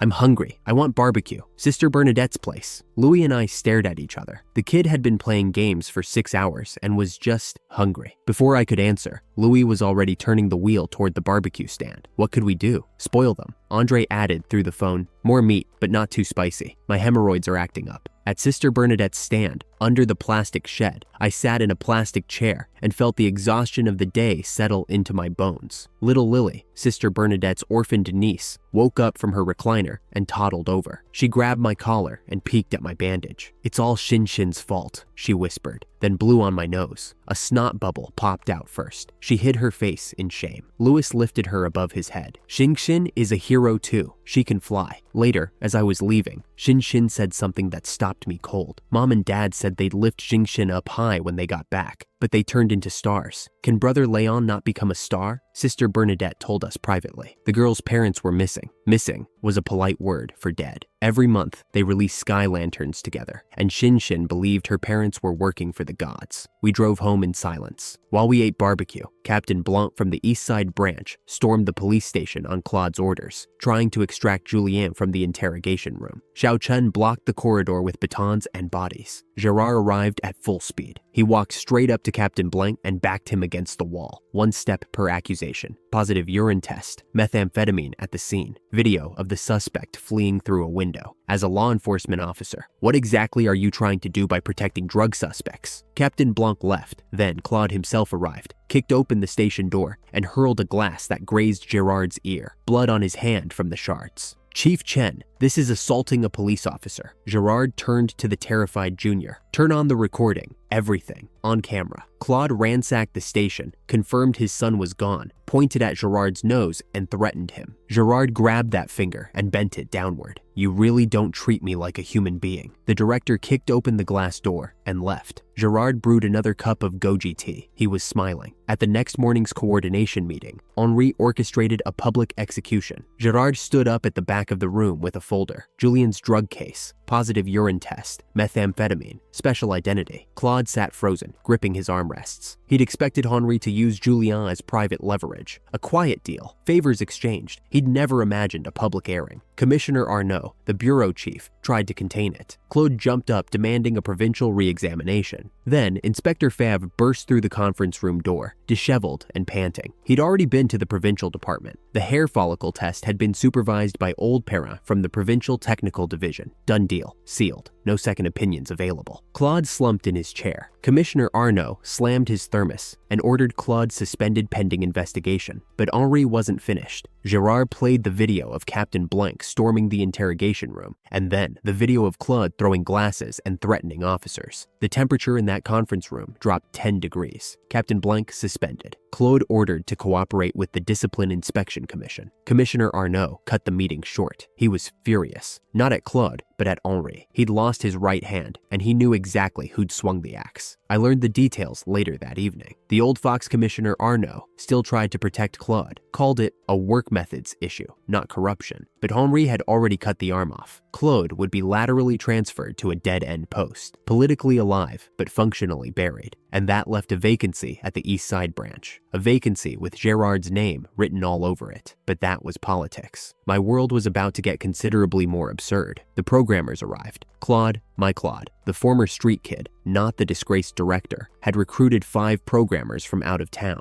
He'd told them about a visionary tech startup in Detroit. He had not mentioned the fact that this startup was run by a 16-year-old rumored kingpin and staffed by ex-gangsters in matching suits. We picked them up at the train station. 5 men in plaid shirts, lined up like matryoshka dolls. Scarface offered flowers, white chrysanthemums. Claude had insisted it was minimalist programmer aesthetic. The programmers stared at the funeral flowers and said nothing. At Bright Future, the 13 sisters waited in cheongsams. Their batons were mostly concealed, mostly. The fattest programmer, Lu Chung, got a nosebleed the moment Elise walked toward him in high heels. Frederick, the team lead, grabbed my hand and begged to sign the contract on the spot. He hadn't read it. The youngest one, Maxime, quietly texted his girlfriend. Suspected pyramid scheme. Here's the license plate number. If I don't reply tonight, call the police. Renee explained the terms. Fair salary, insurance, housing, no traps. They signed so fast the ink smeared. The welcome dinner was where things went sideways. Scarface had interpreted my instructions. Show our best spirits as a military directive. When I walked into the Golden Dragon banquet hall, 60 brothers in matching double-breasted overcoats stomped their boots in unison, eagle brooches on their chests, and bellowed, "Hello, brother you!" I bit my tongue. German military parade, eagle insignia, 45-degree salutes. Scarface was holding a stopwatch, touching his nose every 10 seconds to trigger synchronized applause. The programmers were hiding under the table within 20 minutes. Andre dragged them out by their ankles and poured baijiu down their throats. He called it corporate culture. Then, Claire took the stage and introduced the 13 sisters. Margot played an electronic pipa remix of Ambush from 10 Sides, while 12 girls pulled batons from cheongsam slits and performed a choreographed martial arts demonstration. The programmers were terrified. They were also deeply impressed. Lu Chung wrote his will on a napkin. Maxime climbed a fountain angel statue and fell asleep, pressing its nose, believing he was shutting down his computer. We carried all 5 of them home. They stayed, every single one. But Elise's parents hadn't finished. The Shu family had stayed in Detroit. Shu's mother cornered a student outside Eastside Vocational and asked where her daughter worked. The kid told her everything. Bright Future, Entrepreneurship Park, benefits included. The next afternoon, I walked out of Bright Future to find the building's exterior walls covered in red-lettered posters. Dishonest company, organ trafficking, human trafficking, give me back my daughter. Shu's mother was on the ground, slapping her thighs, wailing to a crowd of onlookers. She'd pushed her son Shu Tianzi forward, pinched his arm red until he cried, and was performing a one-woman show about how a criminal company had kidnapped her daughters and was harvesting organs. The crowd was buying it. Margot pulled a spiked club from between her legs to gesture at a heckler, which only made things worse. The girls rushed outside, 13 batons, one formation. Shu's mother doubled down, screaming about gangsters coming to silence her. Elise stepped forward. I am the daughter this family is talking about. For years, my sister and I lived worse than dogs. Now they can't control us, so they come here to smear us. A baby-faced police officer arrived and reached for handcuffs. Renee stepped in with a legal citation. I called Louis. Let your dad see how arrogant his men are. Gerard arrived 20 minutes later. He wrote up the Shu parents for disorderly conduct. 5 days administrative detention. But the real victory wasn't the arrest. It was the girls. Elisa's voice shook, but she stood her ground. Jean produced employment contracts, pay stubs, training schedules. Every piece of paper I'd prepared for exactly this scenario. They didn't need me to fight for them anymore. That same night, Henri invited me to cook dinner at his house. Cook, not attend. Cook. I spent the morning in the cafeteria, learning from Aunt Marie. By the third ruined batch of braised pork, she gave up teaching and pre-made the seasoning packets. Renee labeled each one with stickers and measured the cuts of meat with a ruler, 5mm tolerance. At the farmer's market, Louis wielded a celery stalk like a police baton. Renee had 8 backup plans in his notebook for emergency grocery shopping. The pork butcher threatened us with a boning knife because Renee insisted on 5-layer pork belly and the man was selling 4. The range hood Andre had installed at Claire's apartment turned out to be industrial grade. When Renee switched it on, the kitchen almost depressurized. Claire's false eyelashes got sucked into the vent, but the food came out decent. Pre-made magic. Henri noticed the braised pork pieces were suspiciously uniform. Renee told him each piece was measured to within 5mm for optimal flavor. Louis had replaced the steamed fish's eyes with grape-flavored QQ candy. Creative cuisine, he said. Gerard reached for his belt. Inspector Favre stopped him. The kids are grown up now. Give them some face. After a few rounds of Fenju, I steered the conversation. The anti-fraud plan. I laid the documents on the table. Everything I'd been preparing. A prevention plan for economic crimes. Pyramid schemes mapped into mind maps. Promotional posters for community bulletin boards. Radio broadcast scripts. Fake anti-fraud lectures where we'd simulate scams on elderly people and then reveal the con. Gerard read through it and his expression changed. Some of these scams, even I couldn't see through them. Inspector Favre slapped his thigh when he saw the community poster design. If this had existed last month, Old Lady Wang wouldn't have lost her coffin money. I told them about the radio idea. Gerard on traffic radio every Monday morning, talking about fraud prevention during rush hour. My voice is terrible, Gerard protested. The common people love accents, Henri said. That's approachable. Gerard went quiet. Then he told us about his old partner, Lao Sun, who died in the line of duty. Lao Sun's mother had been swindled out of her pension by a pyramid scheme last month. He and his colleagues had pooled money to buy her daily necessities. He tilted his head back and drained a glass of Beiju. I'll take this job. I'll get justice for Lao Sun's mother. Even if I can only bring back a few people, it's worth it. He unbuttoned his collar. I've been a coward for years. That's enough. But the anti-fraud plan was bait. The real hook was on the back of the last page. Henri flipped the document over and saw writing on the reverse side. A title, 5-year plan for the construction of public security informatization. His hands trembled. I'd written it all out. Paperless office processes, cross-departmental data pools, citywide electronic signatures, a police cloud platform, mobile terminal law enforcement, ID card scanners at train station gates synchronized with fugitive databases. Everything I knew from the future laid out in language a 2005 police bureau could understand. Henri read for 20 minutes without speaking. Then he looked at me like I'd handed him a winning lottery ticket. Can your bright future actually build this? The programmers arrived yesterday, I said. If we work overtime, the framework will be ready in 15 days. The OCR scanning system was the centerpiece. High-speed scanners built from bankrupt factory parts, $3,500 per unit instead of the imported models that cost 10 times more. My machine could read police station seals. The imported ones couldn't. What about the recognition software? Henri asked. Cracked version for the pilot. We'll develop our own if it goes to scale. Gerard's professional instincts bristled. That's risky. Henri pulled out a ministry document, guiding opinions on strengthening policing through science and technology. He pointed to the phrase, encourage local exploration. We're implementing directives from higher authorities, he said, with a straight face. Then he mentioned the provincial department's tender from last year, $8 million. The contract had gone to the brother-in-law of a bidding office director, a man who ran a foot massage parlor. I told him our system would cost a fraction of that and outperform it completely. Henri produced another document about police enterprise cooperation funding, Maximum subsidy, 5 million. Why shouldn't you take this money? Better you make software with it than someone else use it for food and drink. By the end of the evening, I had a government contract. Not in writing yet, but in Henry's eyes. He saw the future I was describing, and he wanted it. OCR digitization, anti-fraud prevention, a pilot program that would make him shine at the provincial meeting. I was no longer a street boss with useful connections. I was a government contractor with a police patron. The irony wasn't lost on me. A criminal designing an anti-fraud system, using scam psychology to catch scammers. Every technique I knew from my previous life. The manipulation, the pattern recognition, the understanding of how desperate people think. Repurposed for the other side. Was it redemption or just crime with official permission?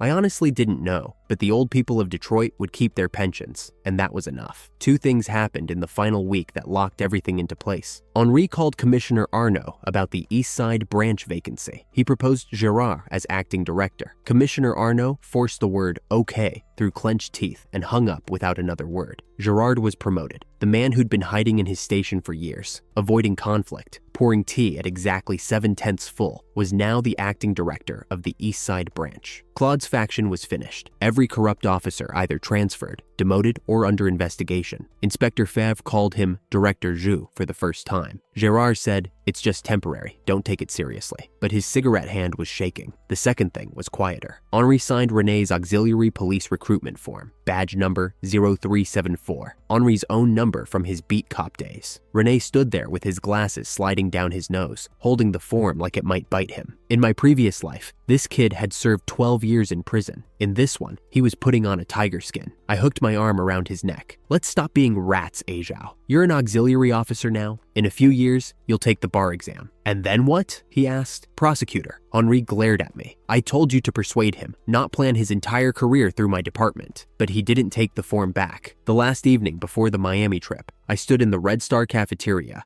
and watched Sophie pull a tray of flaky pastries from the oven. Aunt Marie was teaching her a new recipe. The girl who'd knelt and cried when I offered her a kitchen job was now adjusting oven temperatures by instinct. Her arms were still scarred, but her hands were steady. Petit Tigre sat on the counter, batting at flour dust. In the office, the programmers were arguing about server architecture. Frederick wanted PostgreSQL. Lu Chung wanted MySQL. Maxime wanted to go home, but his girlfriend had moved to Detroit and was now applying for a job at Bright Future. Through the window, I could see the girls practicing formations in the courtyard, batons tucked into Cheongsam slits. Elise leading the count. Noami's wrench, catching the last light of sunset. René appeared beside me with his notebook. Flight tickets booked. Hotel in Simsha Tsui confirmed. Tour group vouchers exchanged. "The jade bracelet auction is Wednesday," he said. "Sotheby's estimates at least 10 million Miami dollars." I nodded. The bracelet was a relic from another life. Selling it would fund everything. The software, the equipment, the company's expansion beyond what government subsidies could cover. Louis called from across the hall. "Brother Leon, Dad says he'll keep your chair warm at the bureau. He says come visit the director's office anytime."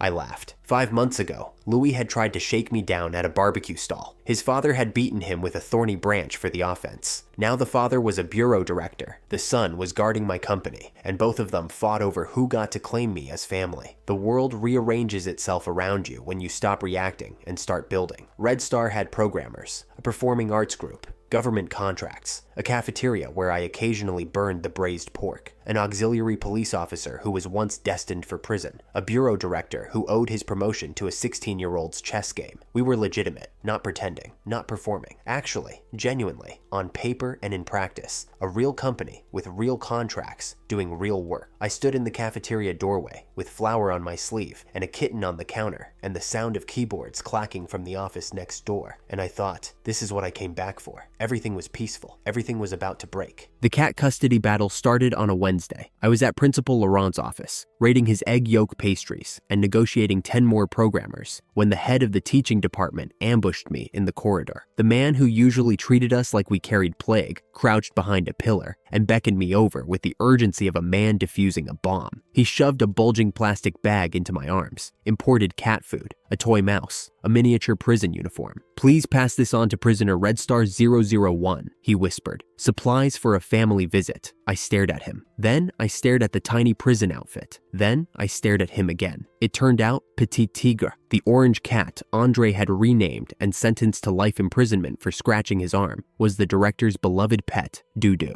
The man had bought a criminal law textbook and spent weeks building a self-defense argument for his cat. Back at the office, I handed Andre the bag. He didn't let me finish explaining before he grabbed the cat's paw and made it bow. "Thank Uncle Xiang." Then he found the photo. The director, smiling, watching his cat play on a trophy. Something shifted in Andre's face. Rene looked up from his paperwork. The relatives of the victimized cat have come to claim compensation. "It's worse than that," I said. "The victim has requested a retrial." Andre clutched the photo to his chest. "Petit Tigre is my brother. No one can take him away." Rene sipped his tea. Article 262 of the criminal law. Abducting a child, up to 5 years. "Shut up! He's a grown cat." Tiger wanted to sue. A custody case. For an orange cat. I looked at the animal in question, perched on a filing cabinet, licking its own reflection in the glass. I sighed. "We'll discuss it later. Some battles aren't worth winning. This one wasn't worth having." That afternoon, I gathered the programmers at Bright Future and laid out 2 parallel projects. First, the public security intranet, 15 days to build a working framework for digitized archives, rapid retrieval, and multi-departmental database collaboration. Second, the entertainment platform. The programmers turned pale at public security. They turned paler when Rene pinned his auxiliary police badge to his chest and told them the cracked OCR software was fine for now. Then Claire kicked the conference room door open with milk tea in hand,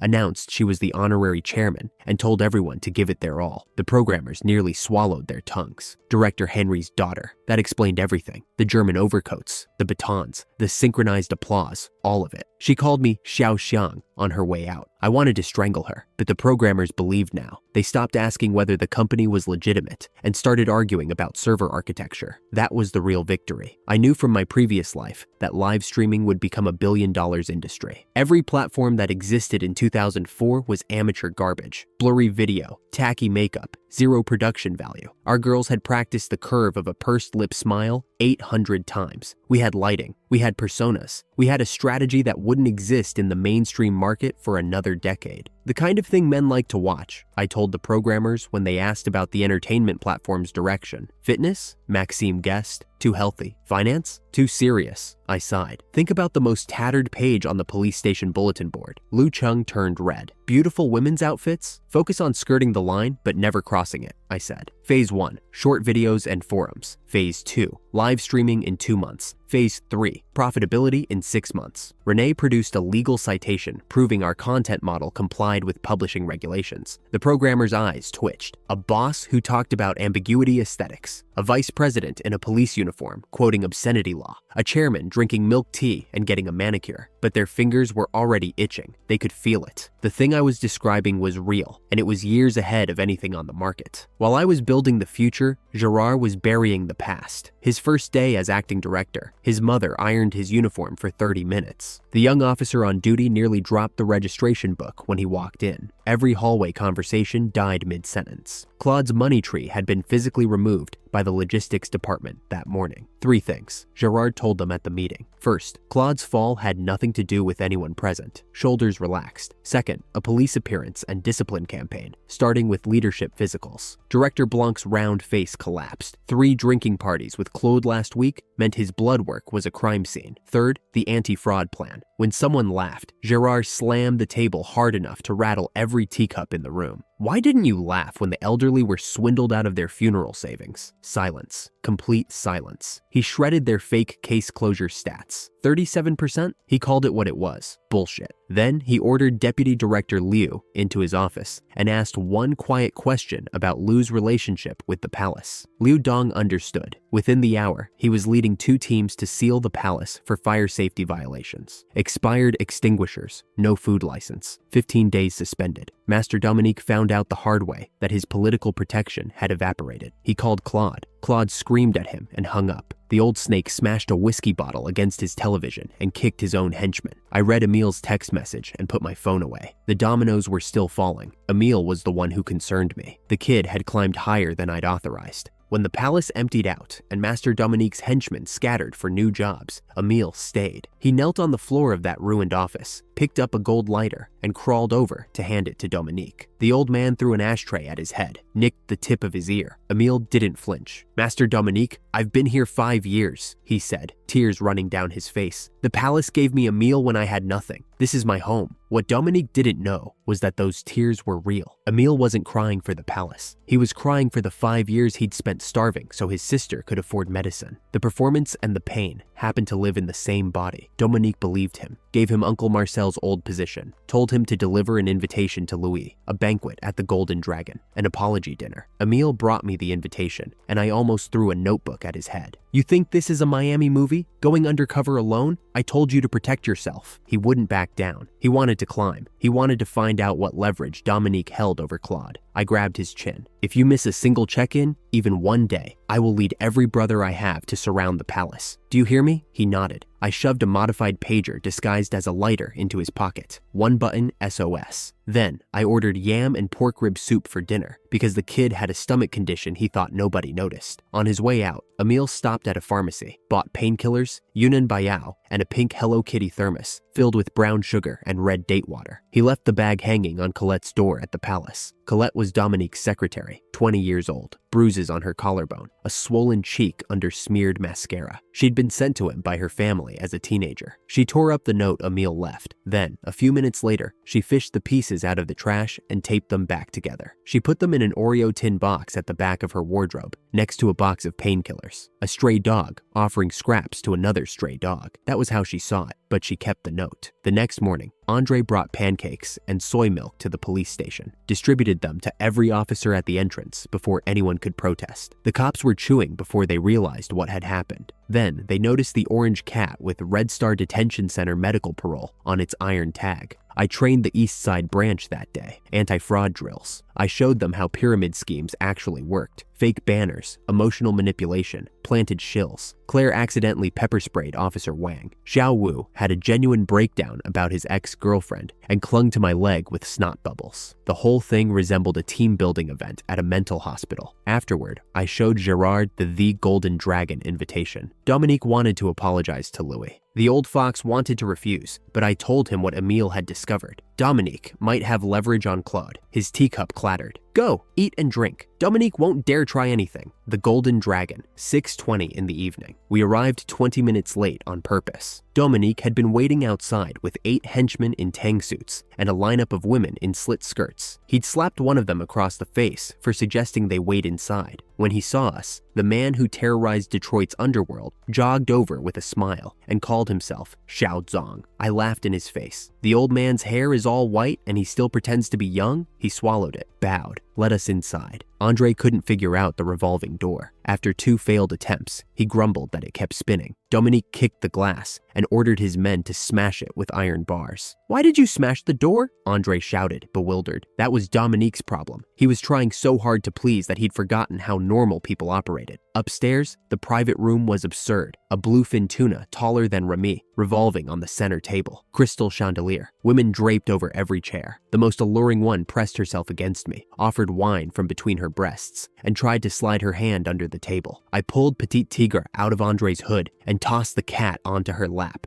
"Don't bother me. Take care of this." After the pleasantries, I unbuttoned my shirt. The centipede-like scar on my shoulder gleamed under the chandelier light. 7 stitches here, I said. 5 in my brother's head. I kicked the ice cart, caught the sashimi knife in midair, and walked to Dominique. The blade hovered an inch from his eyeball. His henchmen reached for their iron rods. My brothers reached for their waists. I nicked his ear, same spot where he'd thrown the ashtray at Emile. The blood ran down his collar. "A car rental contract," René said from behind me, adjusting his glasses. Article 1179 of the Civil Code. Personal injury compensation includes transportation expenses. A 1-year rental agreement, with the fee offsetting medical and travel costs. Dominique signed with bloody fingers, not because of the knife, because of the contract. He'd planned to give us 2 cars and slowly draw us into his network, the same way he'd trapped Claude. But a rental agreement was legal, documented, and gave him nothing. No leverage, no hook. Just a signed piece of paper proving he owed us. I wiped the blade on his tang suit and told René to go print the contract. That was the moment Dominique stopped being a threat. Not when I cut his ear, not when Andre kicked his henchman through the Ultraman ice sculpture, but when a 16-year-old in a police uniform quoted civil code at him, and the most feared man in Detroit realized he'd been outlawyered by a teenager. Nobody expected a gangster confrontation to end with a car rental contract. That was the point. Violence is temporary. Paperwork is forever. We went for barbecue afterward. Back alley. Plastic stools. Grease-stained light bulb casting warm yellow over the iron plates. I tied Lily's hair into a ponytail while Andre tried to lure her with the cat. She wasn't interested. Emile came in looking like a kicked dog, and the brothers erupted. Remy mimicked Dominique's voice. "Ah, Young, make the arrangements!" I shoved meat skewers into Emile's hand. He hadn't eaten all night at the Golden Dragon. Tiger noticed too, pushed the edamame plate toward him without a word. Between bites of chicken wing, I mumbled, "I avenged you today, brother." He froze. Then he understood. The ear. Dominique's ear, in the same spot where the ashtray had torn his. His Adam's apple bobbed. No words came out. He just ate faster, and if a few drops fell into the oysters, nobody mentioned it. Later, the palace drivers, Lucien and Fabien, sat on the curb, eating barbecue I'd tossed them on the way out. From the bushes, Emile watched with a tired smile. 2 more lost dogs, finding their way to a warmer fire. The next days ran on chaos and comedy. University recruits arrived, and the brothers staged a coronation ceremony. Shanghai Bund theme blasting through a broken speaker. 200 students lining the road screaming, "Die for Brother Leon." The bespectacled kid in the back seat texted his mother goodbye. I accidentally said launder money instead of wash up. Principal Laurent rescued me by assuring the students Red Star was rehearsing a program, and the batons were telescopic teaching sticks for short teachers. Aunt Marie's cooking won them over. Mountains of braised pork bones defeated skepticism, ideology, and self-preservation instinct in roughly equal measure. By the end of the week, every recruit was writing code at 2 in the morning. The palace defectors trickled in. Lucien and Fabien traded their Tang suits for Red Star badges. I absorbed whoever Emile sent my way. Marginal guys, honest guys, the kind who'd washed cars for 3 years without seeing Master Dominique's face. We flew to Miami on a Tuesday. Andre triggered a security alert at the airport. Claire's bun got destroyed by an officer retaliating for Tiger's comment about his crotch. Every other passenger changed their tickets. We had the entire Boeing to ourselves. Tiger asked me to crack a window during turbulence. Renee informed him that forcing open an emergency exit carried 15 years. Etienne met us looking like a man reporting to his execution. He'd learned English since our last visit. Claude's translation of "I am Etienne" as "he said he is a person" had traumatized him into a $30,000 English course. We burned through $300,000 shopping in Chinatown. Claude clutched the credit card slip. "The bracelet auction's tomorrow," I told him. "The intranet contract signs next month. Why hoard money? Temple Street night market, roast goose with glass crisp skin that shattered when you bit in. Char siu so sweet. Claire's chopsticks left after images. Tiger smeared grease all over Claude's brand new shirt, ordering 3 more geese and a suckling pig. Then he came back from a side alley with folding knives stuffed in his shoe soles. Smuggled weapons through airport security by hiding them under the insoles. I didn't confiscate them. He'd buy more before sunrise. Sotheby's, the Grand Hotel. The auction hall smelled like a dozen perfumes colliding. Old men squatted in corners with blue and white porcelain peeking from under newspapers. We sat in the rest area eating sunflower seeds because consigners weren't allowed on the floor for their own lots. Lot 19, icy green jadeite bangle. Starting bid, $5 million. The price climbed. 9 million, 12, 13, 14 million. The gavel fell. Remember that jade bracelet? The one I told you to keep in the back of your mind? A green stone dug out of a rusted box under a dead locust tree? 14 million. And that's not even the part that matters. What happens next? I couldn't have written it if I tried. Etienne jogged over, sweating. The bracelet sold for 14 million, higher than Uncle Benoit's estimate. I allowed myself a small smile. Then, Etienne said the buyer wanted to meet me, and the smile died. He controls half of Miami's docks, Etienne added quickly. His name is Olivier. I followed him to a VIP room. White suit, cane, purple clay teapot steaming on the table. Olivier shook my hand and offered me a cigar. "Where are you from? Do you have more bracelets like this?" I didn't believe a word. Rich men don't call consigners into private rooms to buy jewelry. His ring was worn nearly smooth from years of twisting. The man was nervous. I stood to leave. He switched to Detroit dialect. That stopped me cold. I'd heard that accent for decades. "You don't forget the sound of home." He told me a story. 83 years ago, the Liu family fled mainland China during the warlord conflicts. A wealthy Detroit family cramming onto a small boat to avoid attention. A storm hit in open water. The youngest son, 16 years old, was knocked overboard by the waves. They searched for 10 days, never found him. The family settled in Malaysia, then Miami. The grandfather died clutching a jade pendant, begging his descendants to find his youngest child. Olivier had worn a matching pendant his whole life. He showed me the jade, same material, same ice pattern, same secret mark, 2 fine knife-carved lines. My uncle had 5 jade pieces on him, Olivier said. We've searched for decades. This bracelet is the first clue.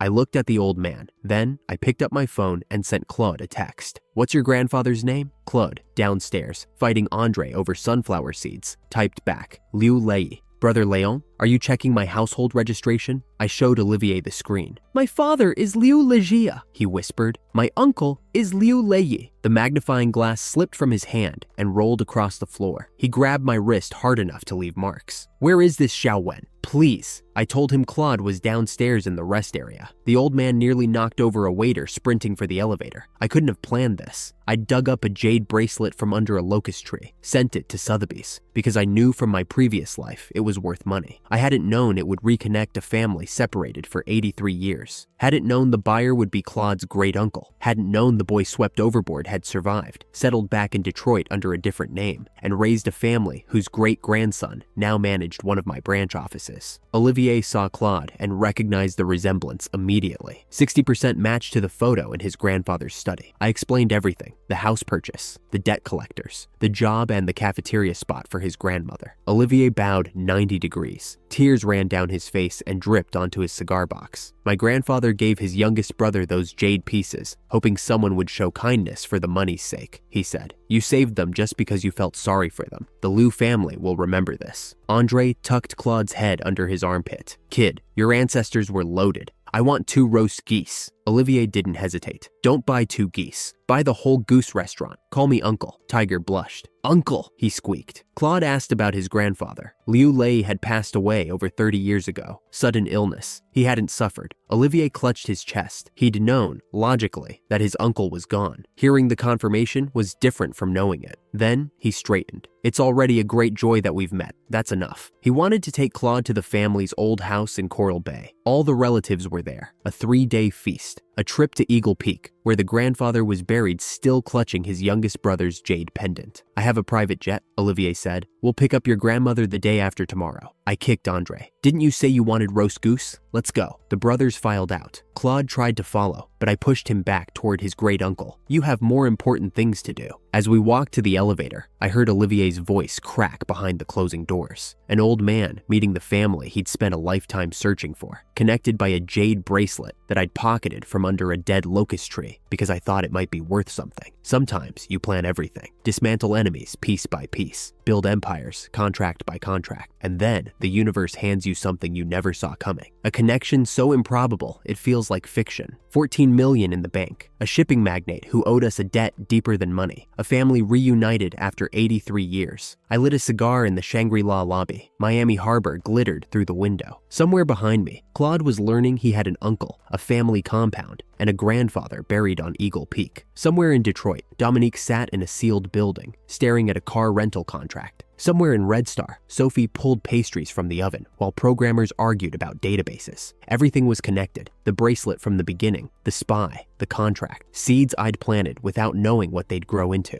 We were in Miami. We were happy. We were eating roast goose with greasy fingers and laughing about Tiger's smuggled knives. We had no idea what was coming. The concert was Remy's idea. We spotted the poster on a utility pole across from the Roast Goose restaurant, Young and Dangerous, live at the Miami Coliseum, kicking off tonight. Remy screamed first, then Andre screamed. Then Rene adjusted his glasses and pretended he wasn't trembling. Within seconds, I was a human Christmas tree. Andre clamped onto my left leg. Remy locked onto my right. Rene seized my sleeve. Claire jumped on my back and announced that Chairman Fang demanded entertainment. Pedestrians stared. I turned red from the neck up. Let go of me, I said, and I'll take you. Andre somersaulted down the sidewalk. The others followed, howling like wolves who'd just been told dinner was early. Etienne got us VIP tickets within the hour, 6th row. When Andre saw the seat number, his voice cracked. Brother, it's a stool, not a rooftop. I knew what he meant. Years ago, the 5 of us had climbed the building across from a stadium with binoculars, trying to catch a glimpse of Ek and Chung through the rain. The lenses fogged. We saw nothing. We went home, drenched and laughing. If we'd had these tickets back then, Remy said quietly, we wouldn't have needed to steal binoculars. If I'd had ticket money back then, I said, I would have bought instant noodles instead. They laughed. It felt like the old days, the days before anyone had written a will or swung a machete at something that bled back. The Coliseum was electric. Girls in transparent raincoats, tattoo artists inking Chen Haonan onto collarbones at pop-up stalls. Andre tried to get one. I covered his eyes and told the others to drag him to the gate before the seal broke. Security took one look at Andre and tightened his grip on his baton. I waved the VIP tickets. The man's spine bent like a reed. When the spotlights died and glow sticks surged toward the stage, 5 hands clenched together in the dark. Chan Ho Nam leaped out singing. The whole venue shook. Andre stood on his chair waving his jacket. I yanked it off him. Claire tried to rip open her collar because she thought that's how you got on the big screen. I pinned her hand down. I felt like a kindergarten teacher on a field trip. Then the third song started. Ekin Chung turned the microphone to the crowd. This is A Hero in Troubled Times. Brothers who know it, sing along. A blonde-haired man 10 meters away locked eyes on Andre's bald head. He signaled. 10 men moved. On stage, the actors sang about commanding the world. Off stage, the blonde man swung a baton at Andre's skull. Andre leaned back, caught the wrist mid-swing, and twisted. The crack was swallowed by the baseline. We shoved Claire behind us. Renee grabbed a fire extinguisher. Remy grabbed the other end. They swung it together and dropped 2 men, then sprayed dry powder into the cluster of attackers. The VIP section turned into a white fog bank. The audience in the upper stands squinted down. One thug in the nosebleeds nudged his girlfriend.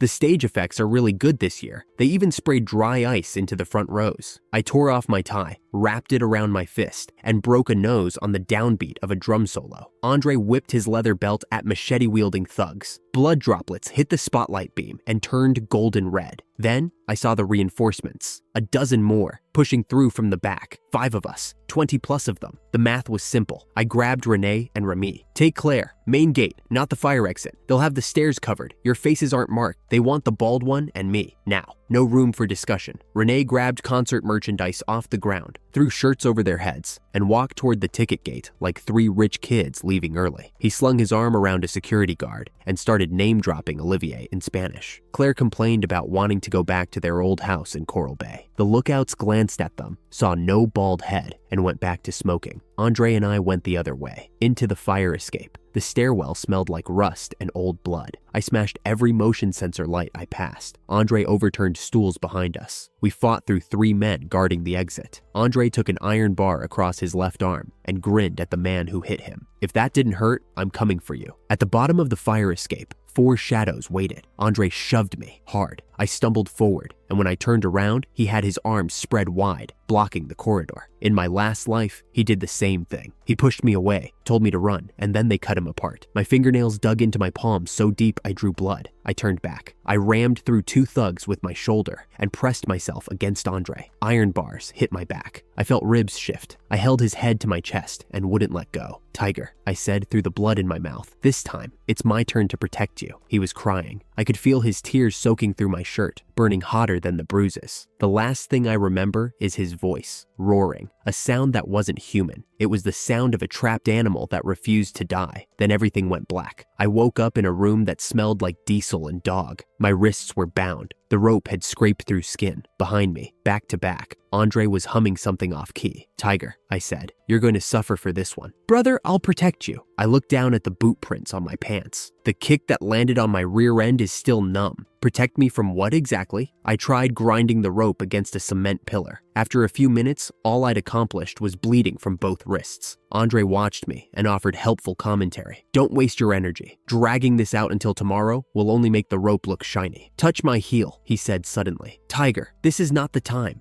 I've told you 100 times to see a doctor about your athlete's foot. Right heel, under the sole. Feel it. I reached into his shoe. Something sticky, something warm. I nearly threw up. Is this booger or chewing gum? Folding knife. The one I bought yesterday? I remembered. He'd vanished for half an hour at the airport, come back with something the size of a nail clipper hidden in his shoe sole, and bragged that security couldn't detect it. I thought it was a waste of money. There are advantages to traveling with a lunatic. You never know when his paranoia will save your life. I sawed through the rope in 5 agonizing minutes. The blade slipped twice. The second time, I nicked my finger and felt a burning sting that had no business being on a knife. Tiger, did you put chili on this blade? A long pause. The athlete's foot cream I put on this morning might have smudged onto it. I chose not to process that information. We knocked out the sleeping guard, stole his baton, dagger, lighter, and walkie-talkie. Andre stuffed the man's own sock into his mouth and tied him with his own belt. He looked like he'd practiced this daily. You seem to know what you're doing, I said. Heh. I used to practice every... He stopped himself, changed the subject. Brother, which way? We crept through corridors that smelled of mold and mahjong tiles. Through a carved glass door, I heard two men arguing. An old man, Uncle He, a Woluan Xing elder, was telling a man in a suit to get out. The man, Tibal, was threatening to expose how Uncle He had murdered his own boss decades ago. Between the threats, Tibal let slip what I needed. Olivier and a young man had been snatched, hidden at this dock. Olivier, Claude. We burst in. Andre's baton caught Uncle He's jawbone. My dagger found Thibal's throat. We tied them up. Thibal couldn't answer my question. Andre had already stuffed a sock in his mouth. I pulled the sock out. Where is Olivier? The dock. White and blue boat. Changyun. Inside the cabin. But the Changyun was empty. An iron chain hung from a bare frame. At the end of it, a note with a drawing of a clown, bright red mouth grinning at us. Misdirection. Thibal had kept his real hostages on a different vessel in case Uncle He sold him out. Dozens of ships at the dock, but most were industrial, too large for someone of Thibal's rank. The southwest corner had a row of old fishing boats. We searched them one by one. Rotting fish, sea cockroaches. Empty.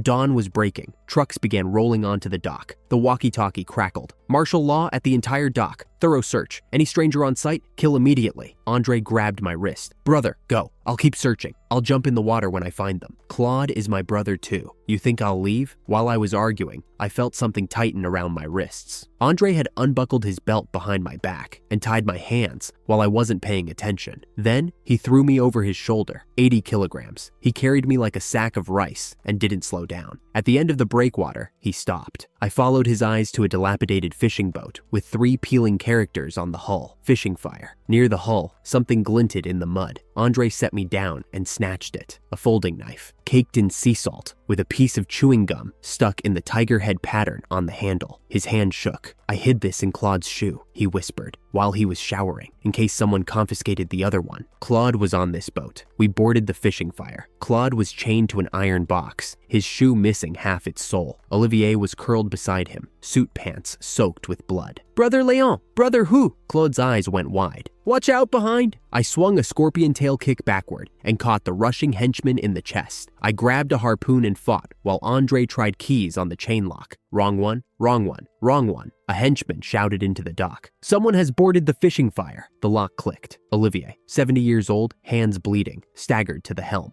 Old fishing boat. You have to manually pump the oil. 30 strokes. He grabbed the cast iron pump lever. Each stroke made the dashboard groan. Andre braced the cabin door with his back. Machete blows sent sparks through the gaps. Step back, I yelled. Fight them head on. The door flung open. Henchmen tripped over each other. I threw a harpoon and pinned one man's leg to the deck. 20, 15. Olivier's sweat splattered onto the gauges. 3 oil drums in the corner, lids loose. I dragged one to the deck, smeared fuel across the gangway, bit open the lighter cap. The engine coughed, spat black smoke, and roared alive. I dropped the lighter. A wall of fire erupted. The henchman stumbled backward. The propeller churned. The dock lights shrank into dim, blurry dots. I collapsed against the deck. Andre dropped to his knees, fell forward onto Claude's feet. His fingers were still curled in the shape of a knife grip, but the knife was long gone. Andre opened one eye. Brother, you go first. Then he was unconscious. The fever hit fast. 3 gashes crisscrossed Andre's back. The skin turned inside out, blood still pulsing. His body was burning. Claude poured iodine with hands shaking so badly that half of it missed the wound. I tried to give orders from my position against the iron bucket. My left arm was a swollen purple mess. My ribs creaked when I breathed. Then the boat lurched. Claude scrambled to the porthole. A Woluan Xing vessel was closing in, heading straight at us. It rammed the fishing fire broadside. The hull screamed. Claude was thrown into the railing, his forehead split open. Olivier wrenched the rudder. The fishing boat swayed like a toy in a bathtub. "This ship is too old," he shouted. "A few more hits and it sinks." They rammed us again. The hull cracked. Seawater seeped up through the gap in the cabin floor. Claude stuffed rags into the tear. It wasn't enough. A megaphone blared from the enemy vessel. "Come aboard, and we might spare your lives." We'd seen their faces. We knew the dock. The moment they got their ransom, we'd be shark food. The enemy lowered inflatable boats. A dozen men with machetes. Claude swung a hook and severed the first man's finger. He kicked a diesel drum onto the second, and Olivier threw a lighter from the helm. Two burning figures flung themselves into the sea, but more came. Too many. They pinned Claude to the deck and started dragging Andre and me toward the railing. The ship was tilting. The water was right there. I looked at Andre, unconscious, burning with fever. In my previous life, he died covering my escape. Now he was going to die on a sinking boat because I couldn't lift my own arms. There were 2 life jackets left. I told Claude to put one on himself and one on Olivier. "What about you?" he asked. I looked at the wounds, mine and Andre's. Saltwater would finish what the machetes started. "Listen," I said. My voice was fading. I could feel it. "Take Renee and the others back to Detroit. The money in Red Star's account divided among the brothers. Nobody touches the underground stuff. The public security intranet plans are in the office safe. That's enough to live on. Legitimate." Claude was shaking his head. Tears hit his life jacket like rain. "Bullshit," I said. "You'll only be worthy of Tiger and me if you survive." Another impact. Claude flew into a corner. When he looked up, I was slumped beside Andre, unconscious. The cabin floor split wider. Water rose to their ankles. I don't know how long I was out. I was told later it was 11 minutes. It felt like years. What I was told is this. Back in Detroit, Remy had called Scarface at 2 in the morning. Assemble every brother. Buy every flight ticket to Miami. 200,000 for those who came back. 500,000 for those who didn't. Scarface ran to Red Star Tower in his underwear. 60 men gathered at 3 in the morning. Scarface hung an incandescent bulb over the steps and told them. The crowd erupted, not in fear, in rage. When he told them the terms, 200,000 alive, 500,000 dead, the square went silent. They understood what a resettlement allowance meant. Pascal said, "I'm a bachelor. I'll spend 500,000 buying paper money to burn for my dad." Lucien looked at Fabien. They'd been the Palace men 2 weeks ago, enemy agents. They calculated that 500,000 was more than either would earn in a lifetime. "If we die, we die," Lucien said. "If we don't, we live forever." Nobody stood on the right side. Remy told Louis to stay behind. Someone had to handle the money if none of them came back. Louis walked to the right, eyes red, fists white, because someone had to. Then, Remy said, "Give everyone half an hour to write your wills." Scarface's pen ran out of ink. He licked the nib. Sun Liang recorded a video for his mother, told her he was going to Fort Lauderdale for a big project, grinned with his tiger teeth. Some brothers called home.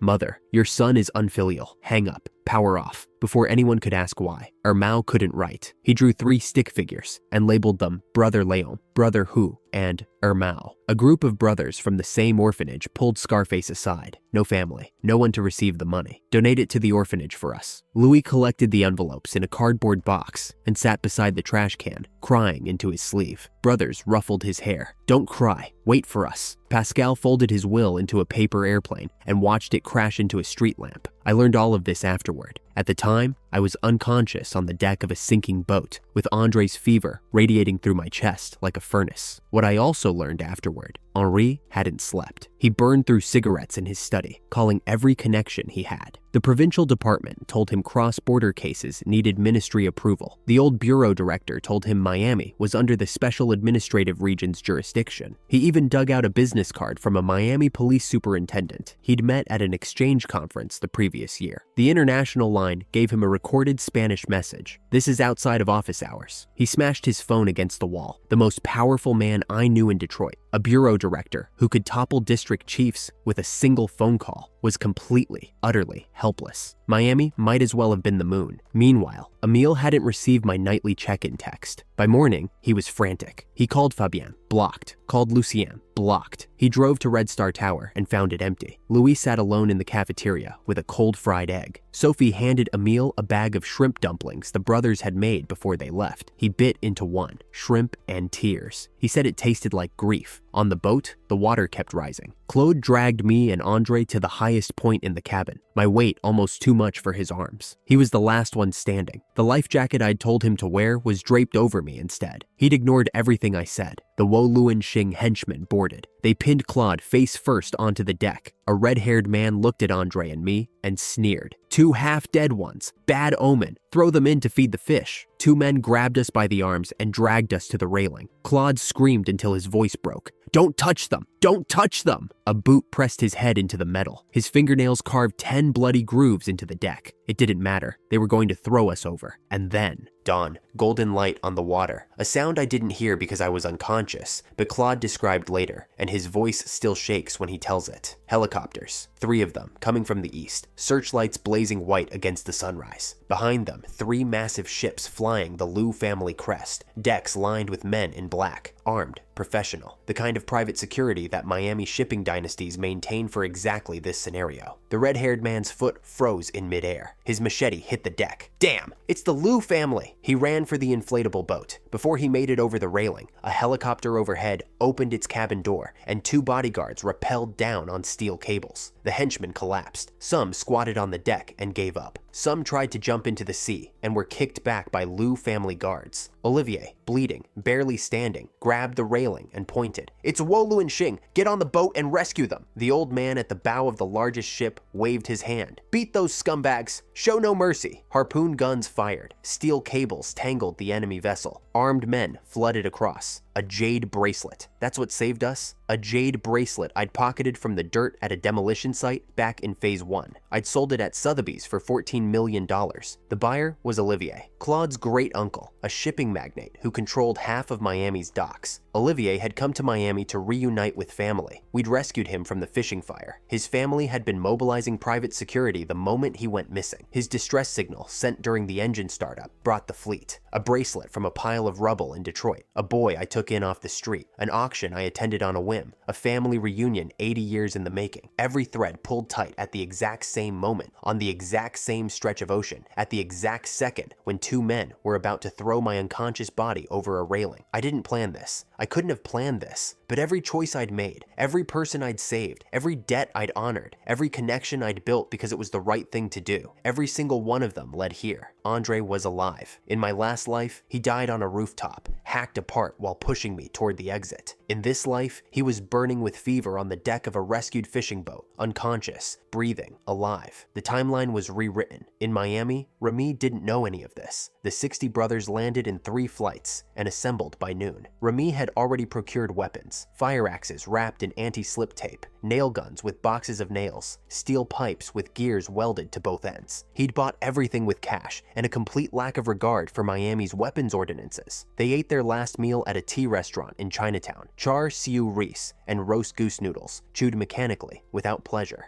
When everyone had finished, Remy pulled out a dagger and tapped the table. "This dock is the stronghold of Woluan Xing." He stuck a hand-drawn map on the wall and assigned squads. Sun Liang would cut the power. Pascal would set diversionary fires. Scarface would lead 30 men in a frontal assault on the main gate. Remy would take the rest straight to the warehouse. Pascal volunteered to be a suicide squad. He asked if detonators were available. That is not something a human being would say. Remy told him, if we used detonators, we'd all be shot. At dusk, 60 men sharpened weapons in an abandoned cargo hold. Remy wrote Red Star on 60 white headbands in red paint. White for mourning, red for identification. If a brother fell, the headband meant someone would know whose body it was. They tied them for each other. Scarface shouted, "Tie your straps tighter! Don't start fighting and turn into masked men!" The brothers laughed. Then they tightened the straps. The Chung Ki tea restaurant owner delivered boxed lunches in a thermal container. His hands trembled when he saw the headbands. He thought they were a mainland suicide squad. He wasn't entirely wrong. Ermao dropped a fishball on the cement floor, picked it up, blew off the dust, and ate it. "Don't waste food. This might be our last meal. Need to be full to have energy." Nobody spoke after that. They They licked their bowls clean. Even in death, you should be a well-fed ghost. Before I tell you what happened at the dock, I need to tell you about Remy. The story came from Renee, who told it to Claire while they waited in the hotel room. The story Renee had never told anyone outside the four of us. Remy was found in a cardboard box behind an orphanage. The box had his name and birthday written in red pen. His umbilical cord was still attached. He had lice. He grew up on porridge so thin you could see your reflection in it. He was small and couldn't compete with the other kids for food. He lived like that, sometimes eating, sometimes not, until he was 6. A couple in woolen coats adopted him. For 3 months, it was paradise. His adoptive father drove him to school. His adoptive mother made breakfast every morning, fried eggs, a plush toy at bedtime. He learned to say, "Thank you, Mom and Dad." Then, one rainy night, the bedroom door creaked open. "Baby, don't be afraid. Daddy just came to see you." I won't tell you what happened next. Renee couldn't finish telling it either. What I'll tell you is that Remy jumped barefoot from a second-floor balcony, shattered his right ankle, and dragged his broken leg to a construction site on the edge of the city. He crawled into a cement drainage pipe and didn't come out for 2 days. He never went back to the orphanage. He was afraid they'd send him to another family. He lived in that pipe. He ate grass. He fought stray dogs for scraps. He hung a rag over the opening with wire to keep out the rain. He was 7 years old. I found him during one of our adventures. Renee and Andre were with me. We lifted the rag and saw a skeleton of a child with eyes that weren't human, dark, feral. He clutched a piece of moldy steamed bun and hissed at us like an animal. Renee and Andre stepped back. I crawled into the pipe. He bit me. I came back the next day with a steamed bun and put it on a stone outside the pipe. He didn't move for 10 minutes. Then he inched forward and took it with his teeth. The day after that, I left wild fruit. The day after that, iodine. He threw a pebble at me. "You don't have to use it," I told him, "but the wound will get infected, and then you won't have the energy to find food." The next day, the iodine was gone. In its place, a piece of wire. It was the wire he'd used to hold his rag in place. A gift. I went every day for a month, rain or sun. Steamed buns, fried dough sticks, pork belly. Renee stole from his family pantry. I saved my breakfast. Andre raided an orchard. A month later, I found him face down at the pipe opening, burning with fever, his wounds festering. I wrapped him in my raincoat. I felt him shaking against my chest, and for the first time, I heard a sound from his throat that wasn't a hiss. It was a sob. 3 months later, I came back to the pipe as usual, put a bun on the stone, and turned to leave. "Xiang, Yue," his voice, barely human, 2 syllables, the first words he'd spoken to another person in over a year. He came home with us that day. I gave him a bath in the river, cut his hair with scissors, went to the orphanage for his records, and got the village chief to register his household. Claire was crying when Renee finished the story. She finally understood why Remy called me his faith, why 60 men wrote wills at 3 in the morning, why a boy who'd been thrown away at birth would strap a weapon to his wrist with cloth so it couldn't fall out of his hand even if he died. Not one of them was normal. They'd all been broken, discarded, beaten into shapes that didn't fit anywhere. I was the one who'd picked them up, not because I was kind, because I'd been broken too, and I knew what it looked like. 7 o'clock, the dock. Sun Liang cut the power lines. The dock went black. Emergency lights flickered on. Sun Liang shattered them with his slingshot. Darkness again. Pascal's voice on the walkie-talkie. "Brothers in position. Remy. Ignition." Flames erupted from 5 directions. Scarface led 30 men through the front gate. He swung a fire axe into the iron lock. It snapped. 30 white headbands surged through after him, roaring a single word. "Charge!" The Wo Luanxing henchmen saw the headbands in the firelight. White cloth, red characters, faces like demons. Their hands trembled on their weapons. "It says Red Star on their heads? We haven't offended the Chiang family. What is that thing? Are these assassins?" It didn't matter. Instinct kicked in. Both sides clashed. Scarface cut down 3 men. Blood painted his headband red. More kept coming. He fought until he took a knife in the leg, the wound so deep the bone showed. Big Head tried to carry him to cover. "Refund my ass!" Scarface shoved him away, pulled a nail gun from his waist, and fired into the charging line. 3 men screamed and went down. He looked at Big Head. "If I die, you take command. 30 brothers, not one retreats." Lucien took a knife meant for Fabien. His stomach opened. He pressed gauze into his own wound with one hand and kept swinging with the other. "I have to hold on. Haven't felt this good in years." The monkey took a gash across his left arm. He kept swinging. "Brother Snake, I'll cut off the right side for you." They didn't know we were already saved. Communications were severed. The last thing they'd heard was that I was dying on a boat. They were fighting through to a warehouse, where they expected to find my body. They fought anyway. While Scarface held the gate, Remy led 20 men through the side. He'd tied his steel pipe to his hand with a strip of cloth. Weapon is with the person. If the pipe drops, it's because the hand is gone. One request, he told his squad. Once you're inside, rush left. Head for the warehouse. Die as close to Brother Leon as possible. He kicked the door in and went first. They didn't find me in the warehouse. By then, I was on a Liu family vessel with IV drips in both arms. Andre beside me, still burning with fever. Doctors working on both of us simultaneously. I woke up to white ceilings and the smell of antiseptic. Claude was asleep in a chair next to my bed, his head bandaged, one arm in a sling. Olivier was in the next room, alive. The first thing I asked was about Andre. Claude pointed, one bed over, monitors beeping, chest rising and falling, alive. I lay back and stared at the ceiling. The fluorescent light was the most beautiful thing I'd ever seen. In my last life,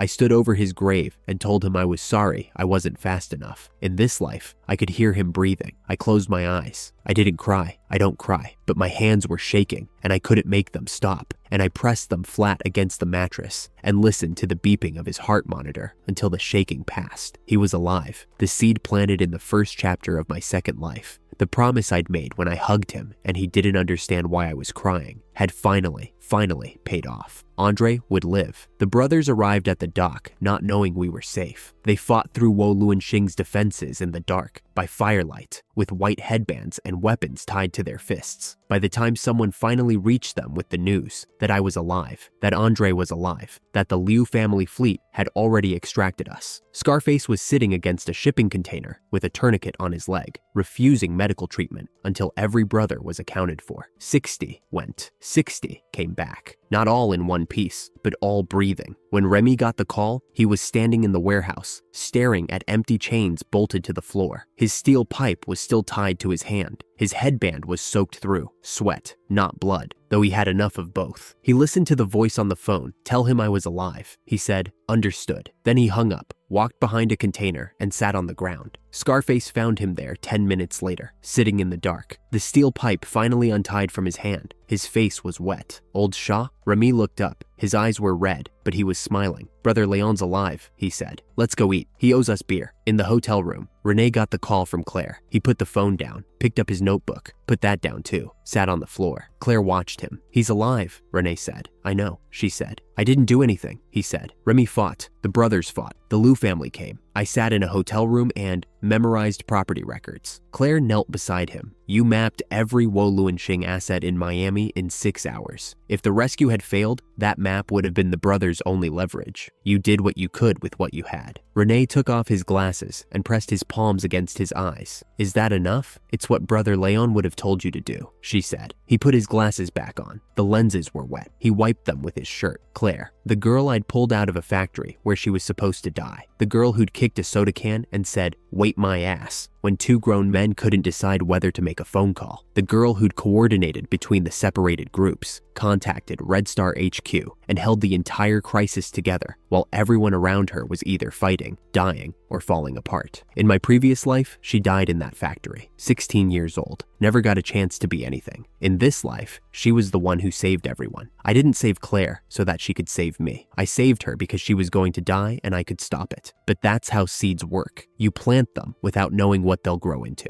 You water them because it's right, not because you expect a harvest. And then one day, on a night when you're unconscious on a sinking boat, and every plan you've ever made has failed, the harvest comes anyway. Seed go 1, paid in full. Seed go 2, paid in full. The girl I saved became the leader. The brother who died in my last life lived. Every thread I'd pulled across 9 phases of a second chance at life. The jade bracelet, the factory rescue, the crew I'd built from broken people, the alliances forged through strategy and stubbornness, and a refusal to let anyone I loved die twice. Every single one of them converged on this stretch of ocean, on this night, in this moment. It wasn't luck, it wasn't fate, it was the compound interest of giving a damn, and it was enough.